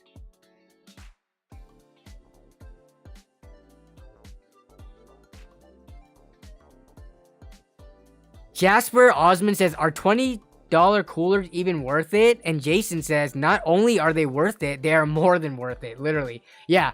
In terms of like, if you want to talk about like, I don't know, temperatures per dollar, this is where it's at. You could comfortably cool more than half, well more than half of all CPUs out there with this, with no issues thermal throttling. Yeah, it's kind of like everything, right? You kind of get diminishing returns the higher end and more expensive you go. Spending, so let's just take a look at the Noctua cooler, right? For $120. It's not going to give you 6 times better performance than this $20 cooler. This is the lowest price in 30 days, huh? So, yeah. As you go up to larger and larger coolers, you start hitting diminishing returns, especially if you're not going to fully like utilize its capabilities with high-end coolers. Like throwing this on, like, let's say an i3 or an i5 versus throwing on like a really expensive cooler, you hit pretty hard diminishing returns because it just doesn't need that much cooling capability. What's the best lower profile in my opinion? Honestly, I don't often use low profile coolers just because the only time you really need to use them is for ITX builds, which a lot of ITX cases nowadays, honestly, they can support radiators like 240 AIOs. And in that case, I would say, yeah, that's where AIOs, I would prefer that over a low profile cooler, because low profile coolers, they're just not, in terms, they cost more and they just don't cool nearly as well like per dollar compared to like tower styles that are not limited by space. Yeah, for ITX build, let's take a look at low profile coolers. See, Scythe has their, so Thermalright has this look. Wow, this is pretty cheap. So if you're actually looking into low profile coolers, this is where you definitely need to do a little bit more research. And I don't know all the cooling numbers off the top of my head. I'm pretty sure Hardware Canucks has done like a roundup of low profile coolers. I don't know if Gamers Nexus has, but Hardware Canucks, their cooler reviews are pretty solid. In terms of like what's the best for low profile, this is where you don't want to just cheap out and grab this $22 one, right? Because with the limited space you have in the case and just the limited amount of metal you can fit in, this is where it might be worth spending a little bit more of a premium to actually get that, you know, few degrees extra difference. But yeah.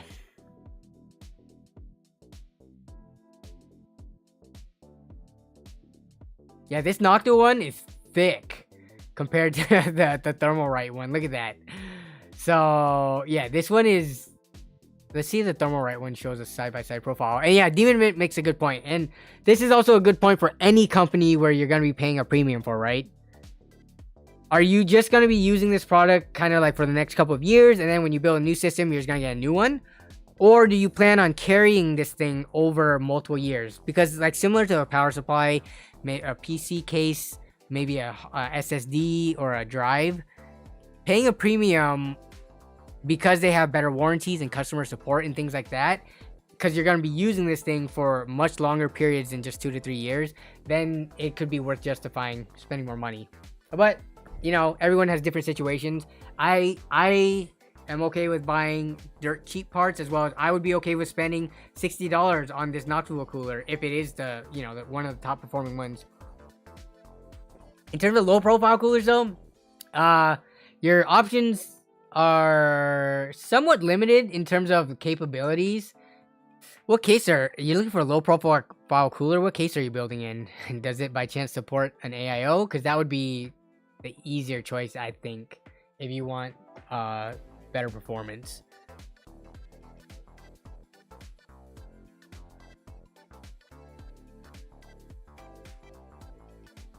Chase Atwood says, just got to the stream. Glad to see you back. Hope family is all good. Yep, family is all good, Chase. Welcome back to the stream. Feels good to be back. And somehow we are an hour and 40 minutes in the stream. What the heck?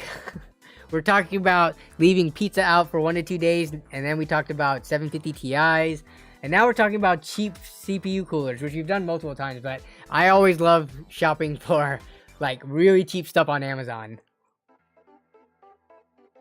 1U Silverstone is the case. Alright, and what did you say you're doing? You're building a server in it? Whoops. What the heck did I just say? 1U, not IU. 1U Silverstone. Is it this one? RS43 1U?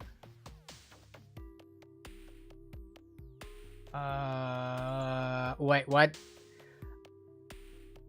What is the dimension on this thing? Product specifications, okay. It is 53 millimeters, and that's gotta fit components in there too. What is that, the inches? 53, wait. 53 millimeters, 2.54. So we're talking about like, wait, 2.54. That's not 20 inches, is it? No. 2.54 inches. No, centimeters. Oh yeah, this thing's like 2 inches tall. Okay, yeah, 2 inches.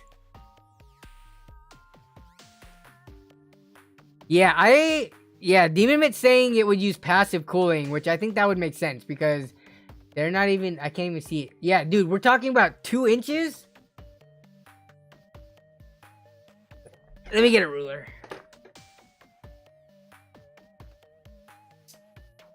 We're talking about, so it said 55, how big is this thing? 53.5 millimeters. Yeah, so we're talking about like just above the 5 here. If this was zoom in, just like right up here. We're talking about barely my pinky. I don't know of any low profile coolers because you still have like the board, like, you know, like the motherboard in there, right?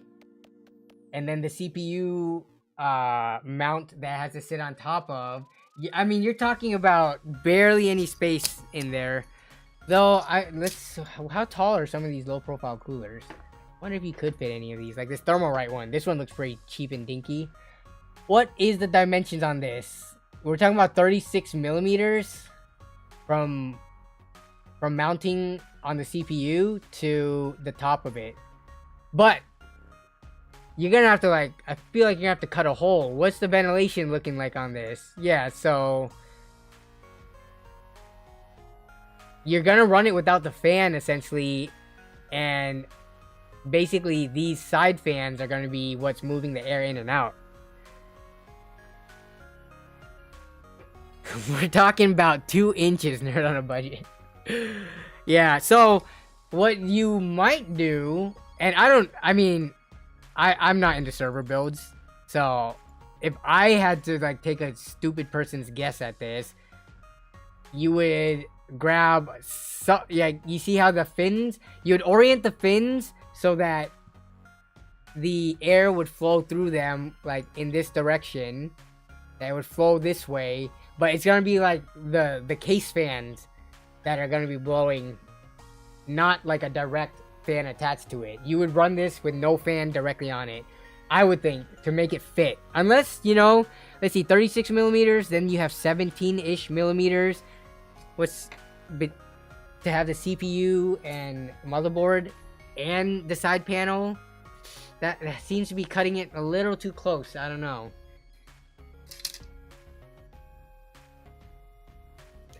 What's the use case where they need a 1U? They said they're doing a server build, so. Coalition Gaming Chris. Ooh, server talk? Yeah. Someone was asking about low profile coolers for this case right here, Chris. And this thing is like 2 inches thick or 2 inches like tall. So we were like, okay, what cooler could you put in there?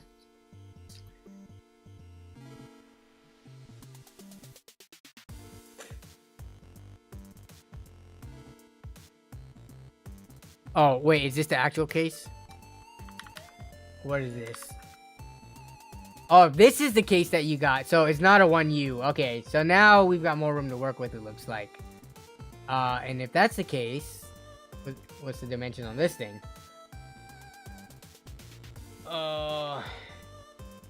Product specifications. We're talking about, what's the thickness? Dimensions. 88. Okay, so we're talking about 8 centimeters. 8.8, almost 9. So yeah, we're talking about like this. So this case can definitely fit low profile coolers. If anything, you could, if cooling is a concern, just max out with that Noctua one. Oh, whoops, you can't see it here. Yeah, so 88, that's like this much. 88 is like right here. So. I mean, for something like a server, especially if you want it to, well, the power supply fan might be the determination of how the sound and the case fans. So getting a quiet cooler for the CPU specifically might not even make a difference if the case and the power supply is ramped up super loud. But yeah, I don't know.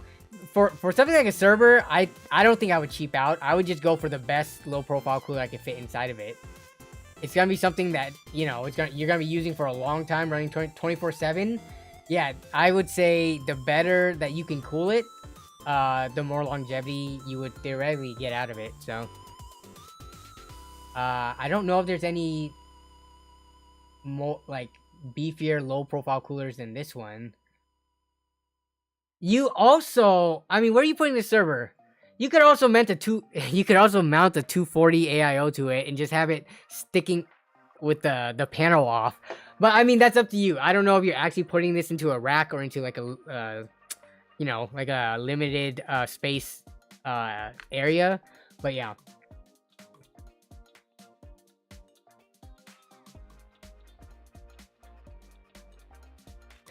Jason Wimmer says, if I didn't already have a fractal case, I'd totally rebuild my server into one of these. Yeah. But would you place it anywhere differently, Jason? Because I know with the fractal case, you have to place it as if, you know, standing upright vertically. Or maybe you put it on the side. But would you undermount it or mount it anywhere differently if you had like a more slim profile case?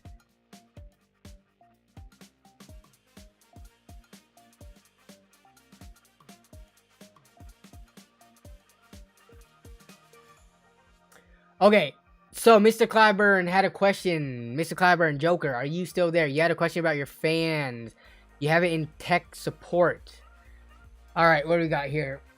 Okay, question. What can be wrong with my fan? What's going on with it? So, we've got some... what fans are these? Are these... What's that G symbol? Is that Montech? That's not... No, it's Antec. Okay. Okay. Antec... And then what's going on with it here?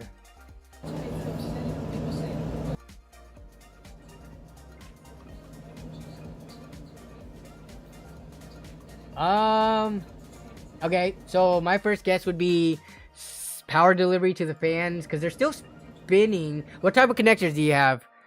The color is funny, yeah. Okay, so I don't know what fans these are, but I'm assuming they're not Molex fans. Hopefully they're not Molex fans. But, I mean, I've seen many a different types of cases cheap out on fans.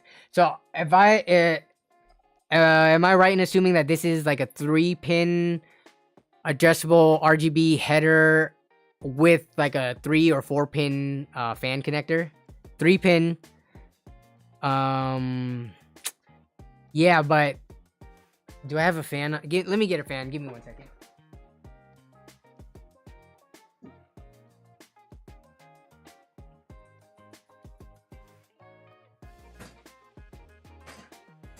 Actually, what am I doing? Okay, I just had to. We can just open this up right here. So you say it's 3-pin. So we're talking about 3-pin RGB, right? But what about in terms of the fan connector? So I just need more specification because I don't know if you're talking about the for the fan spinning versus the lighting control.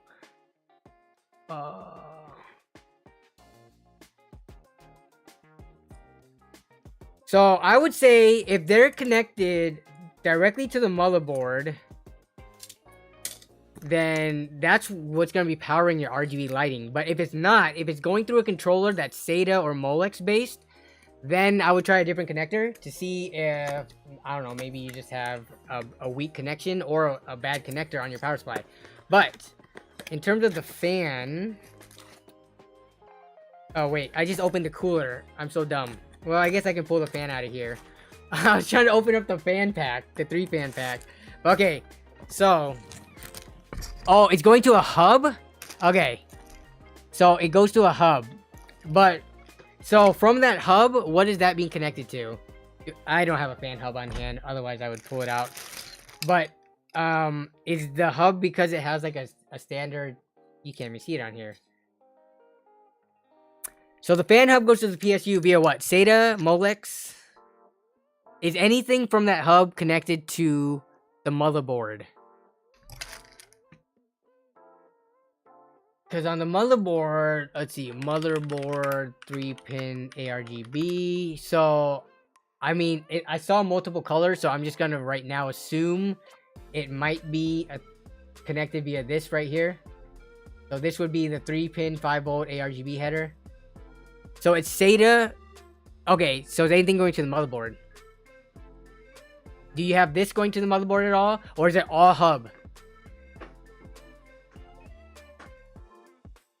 I'm assuming the hub is a controller too, but I don't know.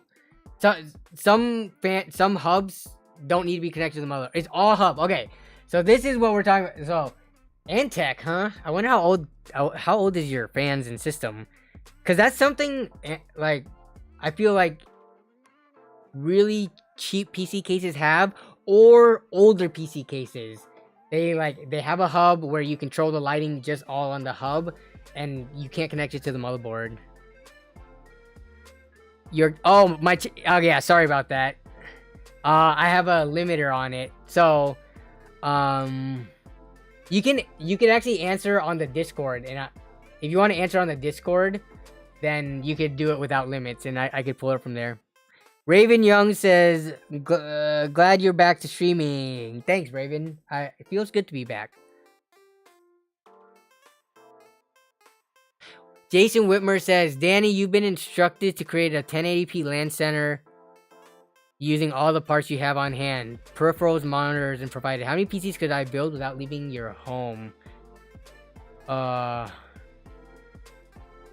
With monitors too? I could probably do, I think, a solid 8 to 10. I don't have a ton of monitors on hand. But even if monitors wasn't the issue, just building straight... Well, actually, no. Because keyboards and mouse... Wait, Demon Mitt. 25? You have 25 mice. You have 25 keyboards. You have 25 monitors. Because I think that answers the question. Or that's part of the question. We're talking about a full LAN center, not just... Oh, monitors already provided? Oh, shit. Sorry, I didn't even fully read that. So if let's answer it both ways. If peripherals were all provided, I would think a solid 10, maybe a couple more. But without peripherals provided, I would think like 8. I would be pretty limited. I'm curious to hear what Demon Mitt's answer would be, because I'm just curious how many monitors and keyboards and mice he has on hand.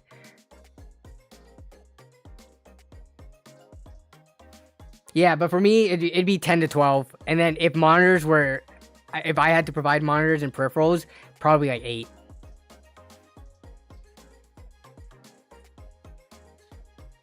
Okay, so Mr. Clyburn, going back to your tech support though, the fans looking like they're dying. I mean, how old is your how old is this, like, your fans in your case? Is it, are we talking like just in the last year or two, or are we talking, because I don't know what these fans are off the top of my head.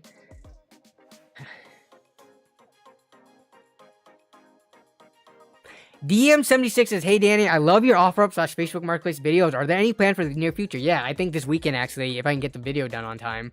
It's going to be a OfferUp meetup to get rid of 4 PC cases, because I needed to get them out of my house as soon as possible. So I was like, all right, how fast can I do this? So I put up the OfferUp listing and then just documented how fast people responded, and then just meeting up with the people and getting rid of them. So yeah, I mean, the summertime is perfect for doing these, because I can meet up. It's like perfect sunlight out, get good lighting. But I also enjoy the Facebook and OfferUp Marketplace videos the most too, because I feel like that's what also, aside from LAN party stories, that's what makes my channel unique. Like, I do a lot of documentation of me meeting other people. Because, I mean, if you want to look for a PC build or, like, reviews and stuff like that, there's so many channels that cover that and stuff. But not a lot of people are showing, like, you know, first-person view, going to do, like, local meetups and deals. Brian from Tech Yes City does that, though he does a lot of time-lapsing with music overlay and stuff. I try to document, like, the raw, like, me meeting up with the person, capturing the whole conversation. So that's what I feel like, you know, what makes me, like, a little bit unique, so that people stick around watching. But okay, Mr. Clyburn says browser, but yeah, this weekend I should have that coming up. The fans, yeah, so they're really recent fans, only 2021. Antec, someone gave them to me. Okay, so I'm assuming, do you know if this has standard connectors, Mr. Clyburn? Because usually when these fans have hubs, they have like proprietary connectors. They aren't like the standard 3 pins or 4 pins. They like have to connect to the hub, otherwise like they can't connect to the motherboard. But do you know if that's the case with yours? We gotta figure out what types of connectors these fans, not the hub, but these fans has. If you could take a picture of your hub, actually, that might be helpful.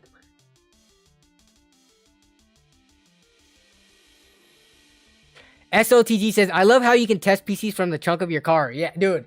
I love people's reactions when I roll up and I just like open up the back of the trunk, like, all right, I can test your part. I usually let them know ahead of time, because testing parts in your car, it takes time, right? Like, if they have a CPU or graphics card, it's not like I can just slap it in there and be done in like a minute or two. Sometimes I have to redo thermal paste, I have to do the connectors, log in, test it. So I can't just not tell people I'm going to test their parts beforehand, because some people are on a time crunch. They can't sit around for 10-15 minutes for me to test a part. They're just there to meet up, sell it, and go. So I always have to tell people, like, hey, can I test it beforehand? But I never tell them how I'm going to test it. Like, they might think, oh, we need to go inside to the local Starbucks or something. But then I just pop my trunk open. I got my monitor there. I got my, you know, UPS, everything ready to go. Super portable, so. All right, let me see. Mr. Clyburn says he has a picture of the second one. Wait. I do have a picture of it. 1 second. Okay, yeah.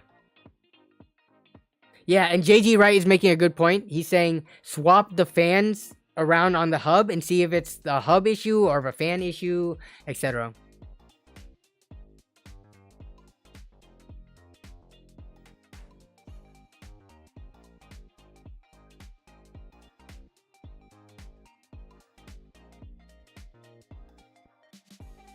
Low-end Gamdius keyboards. Low-end Gamdius keyboards. How much are those? I would imagine, yeah, because if you sell a combo, like, let's look on Amazon, but I would imagine if you list a PC with a mouse and keyboard included, that would entice people to buy it more. Is it like a keyboard mouse combo? I'm curious. Because I'm not seeing anything that's super cheap that would be easy to give away for free without incorporating it into the cost. Oh, $3. Okay, so we're talking about membrane, pretty much like what comes included with iBuy Power stuff, I'm assuming. I couldn't imagine them being mechanical keyboards.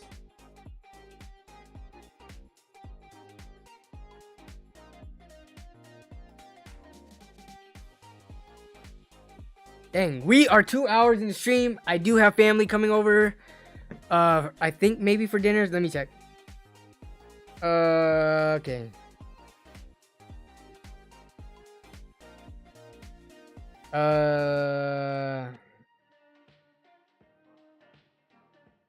Chicken lob. How do you spell lob? They're asking what's for dinner. Lob. Chicken beef lob. Larb. Oh yeah, it's spelled larb. Melissa wanted to make chicken larb or lob.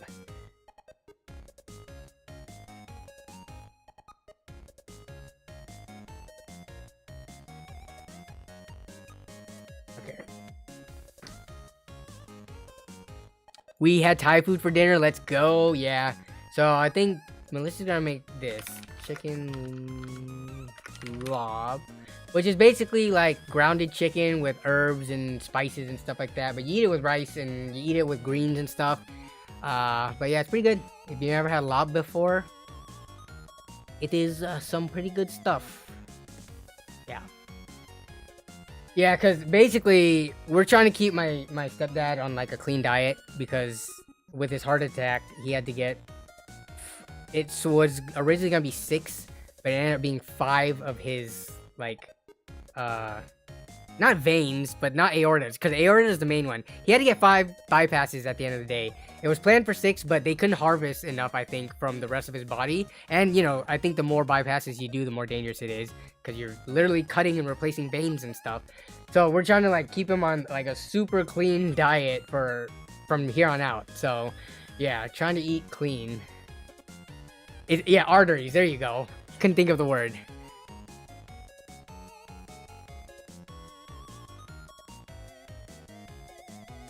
It is not soup. It is straight up ground chicken, and then you put cilantro, peppers, and stuff in it, and then you eat it usually with like lettuce and stuff and rice. Yeah. But okay, Mr. Clyburn, have we? Yeah. So take a picture, and we're gonna have to do this off stream because stream is gonna only be for the next 5 to 10 minutes as we wrap up, and I'm just gonna hang out with chat now. Okay, let's see what do we got here. Speaking of arteries, Danny, when I know, oh Chris, who are you gonna be at LTX with again? You're gonna bring one person with you, or is it 2? I forget. So I'm gonna be there with Jason, and I'm trying to think. I know Toasty Bros are gonna have like their team there. I don't know if like Mark from Scatterbolt is bringing a cameraman or a person at all. I don't think Ozzy's bringing anybody. But I was just trying to get an idea of like of our friend group who's bringing like extra people outside of, you know, the typical channel. They dropped out. You going solo? Oh man, dang.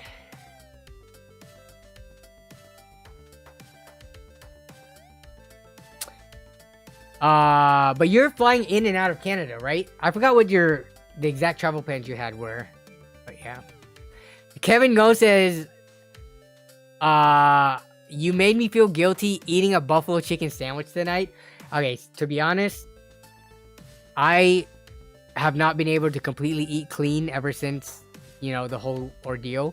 But I try to, but I feel like sometimes we're eating like kind of unhealthy meals in front of him. And that's kind of mean because he can't eat it. But yeah, we have been definitely eating a little bit healthier at home now, though, because, you know, we gotta provide the meals. You fly in Thursday night, fly back out next Thursday.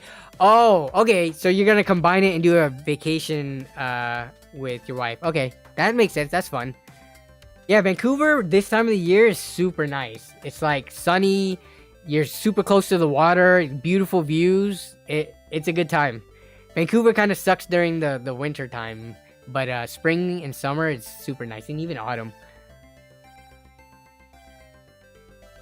You just sent the pic? Yeah.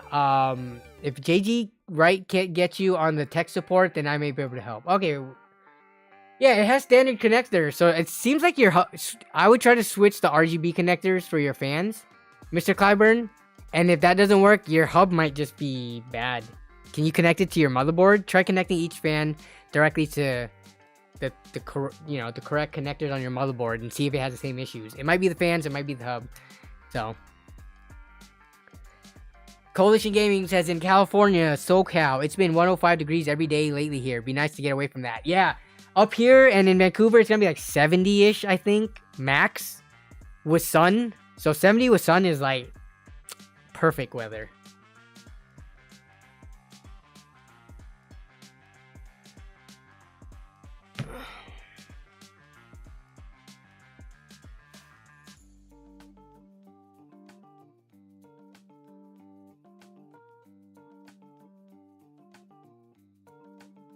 Jason says, me and Danny are going to hold hands. Maybe. Actually, Jason, do you want to hold hands with this? Can I show it? Come on, zoom in. My ashy hand with messed up skin where my ring has been. My friends call me Ashy Larry. Like the LAN group and my high school friends. My nickname in high school and college was Ashy Larry. Because of how dry my skin typically is. You know, some people don't even need to apply lotion every day. How lucky is that? If I don't, I look like a reptile. My skin looks very bad.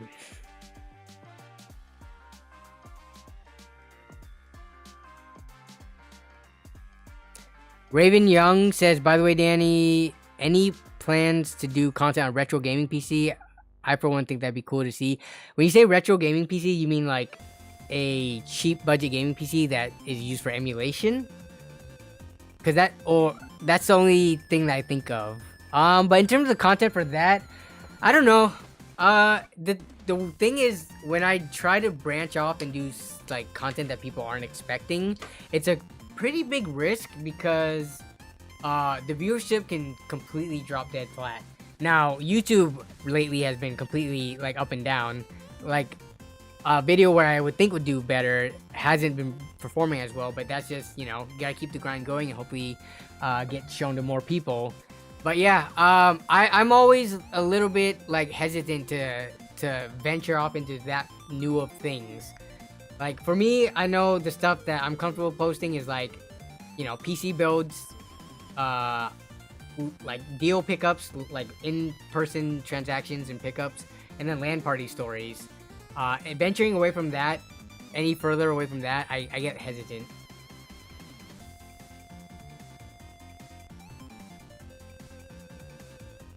The only issue with flipping retro stuff for me is, I don't know, I don't really feel super comfortable selling old parts, because you don't know how much life might be left in them, whether it be, you know, the motherboard, or the GPU, or power supply, or whatever, right? Unless you're, I guess if you're pairing like a new power supply, which kind of would be a waste, I feel, pairing it with like an 8800 GT. But it's just all those old parts, they do have limited lives. So flipping it, I don't know. I would feel bad if it died in a year after the person bought it from you. It's just probability-wise, older parts are more likely to die due to how many hours they've been run and how old they are. So yeah, old hardware is great for like you to have and for testing, but for selling it to other people or giving it to family members at a cost, that's, I don't know. That's asking for more technical help issues to arise and for, you know, asking for more troubleshooting. Kevin Go says, retro PC to me, Pentium 2 400 megahertz, 64 megabytes of RAM, IDE hard drives, playing original Doom, Unreal Tournament, and stuff like that. Yeah. Yeah, there's definitely channels dedicated to doing exactly just that. Like, what is it? Random Gaming in HD. Actually, no, not really. Random Gaming in HD, I don't feel like he does super old stuff all too much. That would be more like Green Ham Gaming, I feel. And then other retro tech channels that I probably don't even follow all too often.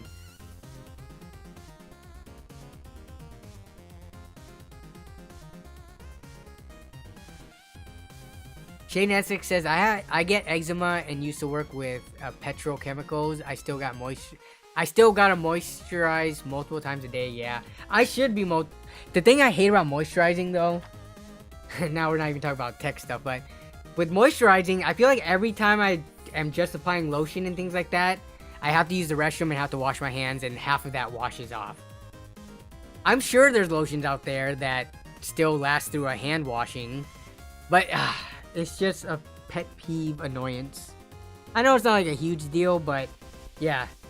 Freshly applying lotion, then having to pee and wash your hands is like, I don't know.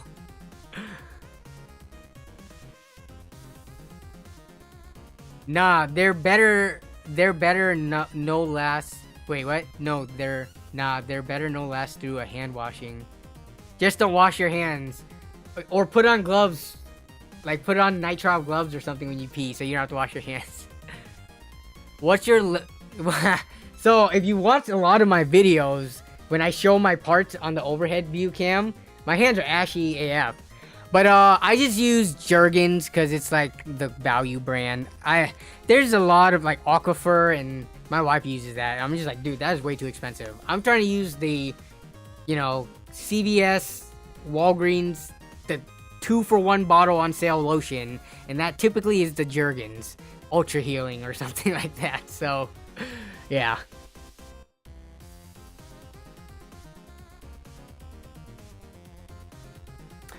Yeah, so with me, the weird thing is, I have super ashy hands. They don't get super itchy. They just get ashy and like, you know, white. And I guess if they get super ashy, they crack. But it's not an itchy thing for me. My dry skin doesn't give me itchiness. It just gives me disgusting. Let me see. Is any of my skin super ashy right now? Not really. But because I've been trying to get better about lotioning up. But especially when I'm working with rubbing alcohol and cleaning computer parts or something, it dries the crap out of my hands. Not from Costco? Dude, I actually haven't looked at the Costco lotions in a while. And maybe I need to take a look. I don't even know what brand they carry. I know they have that Aquifer stuff, like in a tub that you have to like scoop out. I like the pump bottles.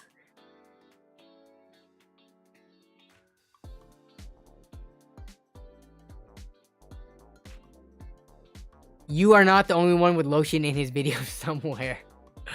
Yeah. Oh, this I'm okay, so there's one thing we totally didn't even talk about that happened ever since the last stream that I did. And I want to quickly talk about it now before we end stream. 4060, you're talking about the 4060 16 gigabytes, right? Not 4060 Ti? And that had like a silent release. Oh no, we're talking about the 4060 Ti. Sorry, I was getting confused there. So that one, how much is that at Newegg? Those are for sale now, right? How come it's funny? It's not even coming up.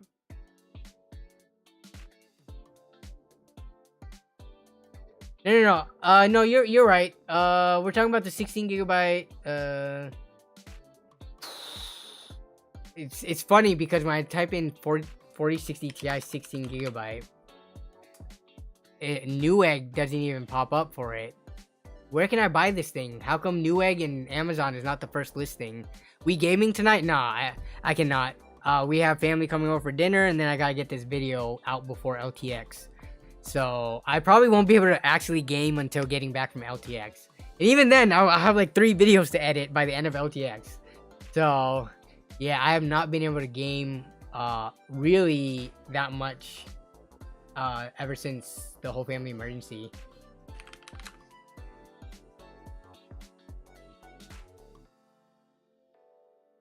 Yeah, so we are talking about the 4060.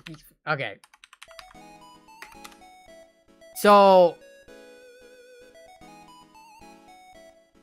the 4060 16 gigabyte obviously is not worth the money.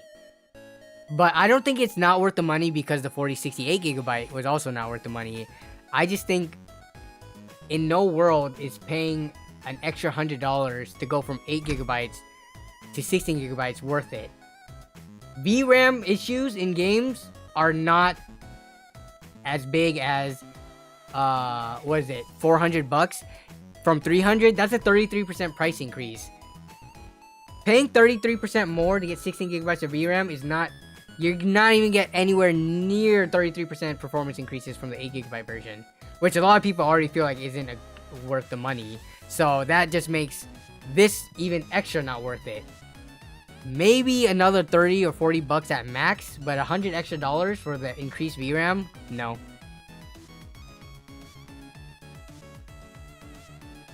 Hardware Unbox, yeah, and I think I remember seeing on Twitter, Hardware Unbox Steve bought he had to buy it because Nvidia sent out 16 gigabyte cards.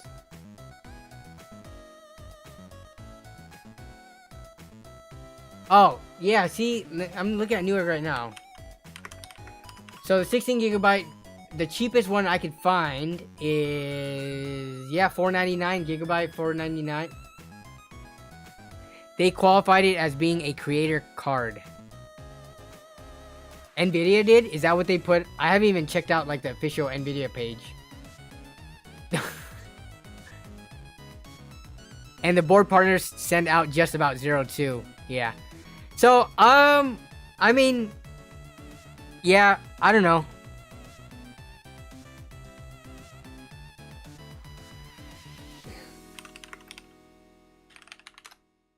$500 for a card at that performance level, I think is not worth it. I don't see, to me, it's not about the VRAM. It's also about like the CUDA cores. It's about the frequencies. It's about not power draw, but just the overall like performance of the card. And some of it is, yes, related to VRAM, but there's so much more that makes up the architecture of a graphics card that affects the performance. And the 4060 Ti level of card, regardless of 8 or 16 gigabytes, just with the $500 price tag, just does not make sense. Demon says it might make sense for, yeah, Blender, and so that's always the caveat, right? But for the most part, everybody in this chat, the viewers that I'm cater my content to, everyone is a gamer.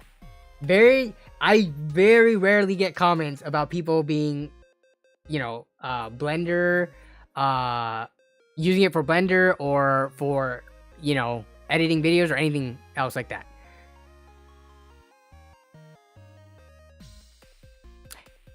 Why would Nvidia bother sending out review units when they get, yeah, they just get bashed. And here's the weird thing is, Nvidia is gonna be, well, Nvidia sent me a 4060, right? Which again, my take on the 4060 is not as bad of a deal as everybody thinks it is. But Nvidia is gonna have a booth at LTX. I'm very curious, and I don't know if I want to go and do this. Maybe I will. But talking to a representative at the booth and asking them like, what are you guys' thoughts on pretty much everyone saying your cards are horrible value and crapping on them in reviews and stuff? And honestly, they might not care because I'm sure Nvidia cards are still selling. And if not selling to people, they're selling to system integrators where people are buying up. So, you know, even if people are not individually buying these graphics cards, Nvidia can still sell to system integrators, you know, to put into systems that a lot of people are still buying pre-builds. So they are still able to move the cards, so they might not even care. But we'll see.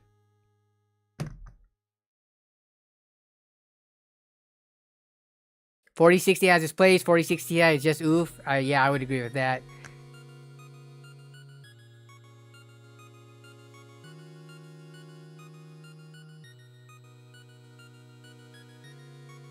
Yeah, and then Shane Eslick is a person who would prefer the VRAM because he cares about higher details and textures and stuff like that over high FPS. So he's not trying to push like, you know, high, like when we talk about raster performance, right? For a lot of times we are talking about like the peak or average FPS and 1% lows you can get. But if you're only playing on 30 to 60 FPS, then yeah, VRAM is going to take, it's going to do a lot of the carrying when it comes to being able to play at ultra or max settings, whichever it's called, depending on the game. But all right, we are 2 hours and 20 minutes into stream. That was a really fun return stream. Thank you for everyone for showing up. I would say that was a very successful stream after a 2-week layoff almost. So yeah, we have LTX coming up this weekend. I'm going to be making at least 2, if not 3 videos while at LTX. It should be fun videos. It's gonna be, you know, a lot of stuff with the attendees there. So I always like doing the interview type things where we quickly cut to the different people and the questions I ask them, as well as a fun contest type video to try to win the NZXT PC build. But yeah, I'm trying to get this video done for the weekend while I'm at LTX. so that for the people who aren't going to LTX, there's at least content on the channel. But we'll see if I can get that done in the next couple of days before I leave for it. So, yeah. Thanks again, everyone, for showing up to stream. We are back on the normal schedule, should be every single Wednesday now, 5 p.m. again, unless there's a family emergency or something like that. Next week's stream, we might have a guest on, a guest that is very, very knowledgeable about pre-built PCs, actually. So we might do some shopping for some pre-built PCs next week. So I need to get with him to see if he can do next week. But yeah, have a great rest of your night and rest of your week, everyone. Have a good weekend coming up, and I will see you all next time. Bye bye.